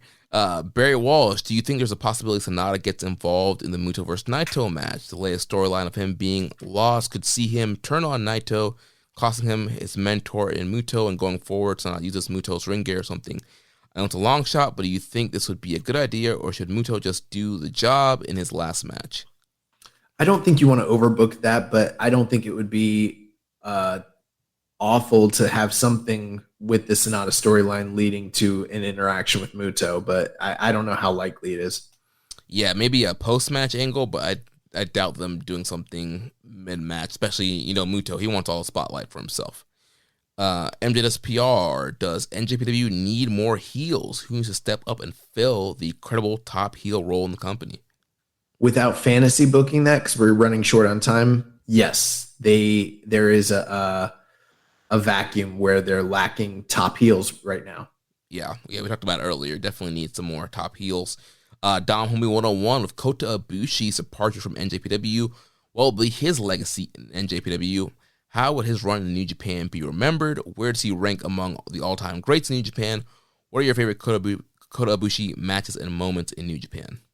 Don't have time to wax poetic about Kota Ibushi all day, but you guys know we love him. One of the greatest of all time. It is unfortunate that his run came in the middle of the pandemic and maybe he didn't get the roses that he deserved. But, I mean, his body work speaks for itself. Yeah, well, we can literally do a 3-hour episode answering all those questions, and maybe we will in the future do some kind of Kota Ibushi retrospective. Also, have thoughts on UFC 284? What's next for the fighters that fought on the card? Great question. We got another question about that, so I'll kind of answer it here in just a bit. Hawaiian Punch BV, Teton and Soberano Jr. is going to be one of the main events for Fantastica Mania, and they've had great matches before. If Soberano Jr. impresses, do you think they'll invite him again for a non-Fantastica Mania tour? I know he hasn't impressed in the non-Fantastica Mania tours before, but I think he deserves another shot. Teton wasn't too impressive in his first couple of Best Super Junior tours, and look at him now. Possibly, if he's very, very impressive and has a great look and connects with the audience, then it's very possible that that could happen. Yeah, I mean, Soberano Jr., very talented guy, and yeah, similar to Teton, I guess kind of had to adjust to that, New Japan style, working with non-luchador. So if he can continue to adjust, and I'm sure Teton can help him out, then I think he could definitely be used more going forward. Also asked, you check out the Volkanovski versus Makhachev fight this past weekend. Who did you have winning? Do you think Volkanovski is still the number one pound-for-pound fighter after a close loss? So, again, because we're close on time, I'm not going to discuss all of UFC 284. I will say I thought it was ridiculous that they had an interim featherweight title fight in the co-main event when the featherweight champion was in the main event. But, yeah, I loved the Volkanovski Makhachev fight. I thought Volkanovski won that fight. I had him winning 3-2, and I was very surprised. I mean, literally shocked that Makhachev won, especially the 4-1. That was an egregious scorecard. To be honest with you, I didn't think it was number one versus number two pound for pound. I know most publications had it that way. I kind of like Fight Matrix's pound for pound list because it's run by an algorithm that's based on all sorts of different criteria that I think are more real world based. And they kind of had Makhachev more rightly aligned at like number 6 or number 7 pound for pound leading into that fight. And after the fight, just based on their metrics, they put him just slightly above Volk. Volk's number 3. They got Ngannou number 1 pound for pound based on the results of that fight. And I got to tell you, I think that that's probably fair, but I thought Volkanovski won that fight. I think he wins a rematch too. I think he kind of exposed a few weaknesses in Makhachev and showed that he's maybe not quite the boogeyman that everyone has made him out to be thus far. And I mean, he's only fought so many top 10 guys leading up into his title run anyways. I mean, there were a lot of questions on the table to begin with, but I thought it was a great fight. I think both guys are very talented. I think Volkanovski has a home at 155, and I think he could be the champion there for sure. Yeah, I thought it was a great fight. I feel like Volk was definitely more of the aggressor in the fight, but Islam was definitely had more parts of grappling and control. And what I've noticed in the last few UFCs, it feels like the judges award more if you have more like grappling control of your opponent versus a guy being more aggressive and getting more strikes in. They're not supposed to. They ratified the unified MMA judging scoring system a couple of years ago, and the rules are supposed to be first and foremost who did the most damage. That's the number one rule. Who did more damage? And if you hurt someone or nearly submitted them, that counts the most. After that, it's accumulation of damage. After that, it's control. And that means like dominant positions in grappling. Dominant positions in grappling really are not supposed to mean anything if you don't threaten with strikes and if you don't try to submit them. And he did get a couple close neck cranks and was threatening the rear naked choke, but Makhachev really didn't do much with Volkanovski on the ground at all. And Volkanovski was stuffing takedowns and was able to stand up against a Dagestani wrestler, which is kind of unheard of in the UFC. And he won in every single striking criteria on the fight stats. Like, he outstruck Makhachev. The only thing on the fight stats that Makhachev beat him in was takedowns and total time controlling the fight, which was just dominant position. But I mean, he was getting outstruck on the dude's back. I don't see how he won the fight. He got dropped. He was hurt. It didn't make sense to me at all. I only thought that Makhachev won rounds 1 and 4. I thought he lost 2, 3, and 5 personally. Yeah. Last question here. He says, love the Fedor talk last week. I noticed that a name was missing from your list of GOATs, and his name is Jose Aldo. The man was dominant in a deep featherweight class and was a top 10 fighter in a second weight class. To quote the great RJJ, y'all must have forgot. No, I didn't forget him, and I think he's definitely on the short list with all those great legends that I mentioned earlier. It's just the talk was about Fedor, it wasn't about Aldo specifically. You know what I mean? Yeah.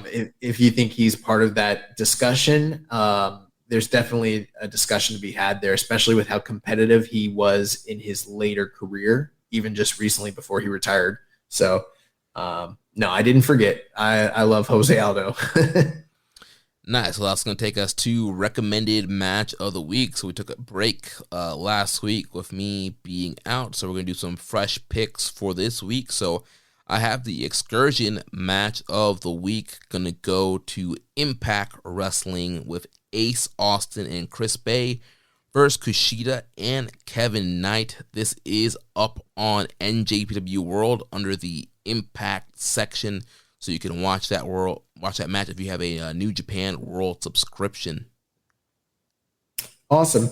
And then I am just double checking to make sure that the match I'm going to recommend for recommended match of the week is not on our list of matches that I've recommended previously. And it is not. So I am going to go with the IWGP Heavyweight title match from the Nippon Budokan on March 5th, 1994 and it's not a title match. I apologize. It's a special singles match as Jushin Thunder Liger moves up from junior heavyweight to face Shinya Hashimoto. Nice. Looking forward to taking that one. I know you've talked about that match a lot before, so that should be a fun matchup to watch. Well, that's going to wrap things up here for us this week. Next week, we'll be back to review Battle in the Valley and cover all this news in the world of New Japan Pro Wrestling. So if you enjoyed today's show, please consider making a donation by visiting socialsuplex.com/donate and click on the donate button under the Keeping It Strong Style logo. Make sure to connect with us on social media. On Twitter, the show is at KI Strong Style. You can follow the network at Social Suplex. You can follow me at Jeremy L. Donovan. On Instagram, we're at Social Suplex. On Reddit, I am the Pro Black Guy. Y'all just Keeping It Strong Style. You can email me, Jeremy at socialsuplex.com.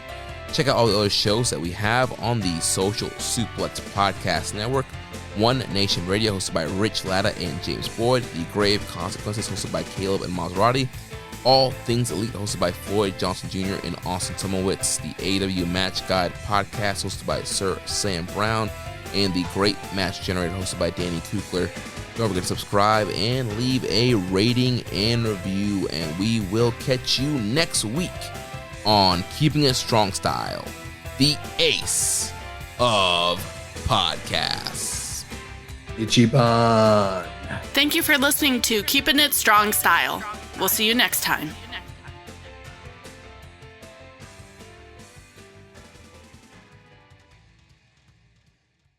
Did you know that yearly Medicaid renewals will start again soon? This means millions of people who were enrolled in Medicaid during the pandemic may no longer be eligible for coverage. If this may impact you, the good news is you have options. Anthem Blue Cross and Blue Shield can help answer your questions so you can find an affordable health plan for you and your family. We want you to feel confident you're covered. Click to learn more. Policy exclusions and limitations apply. Anthem Blue Cross and Blue Shield is the trade name of Community Insurance Company.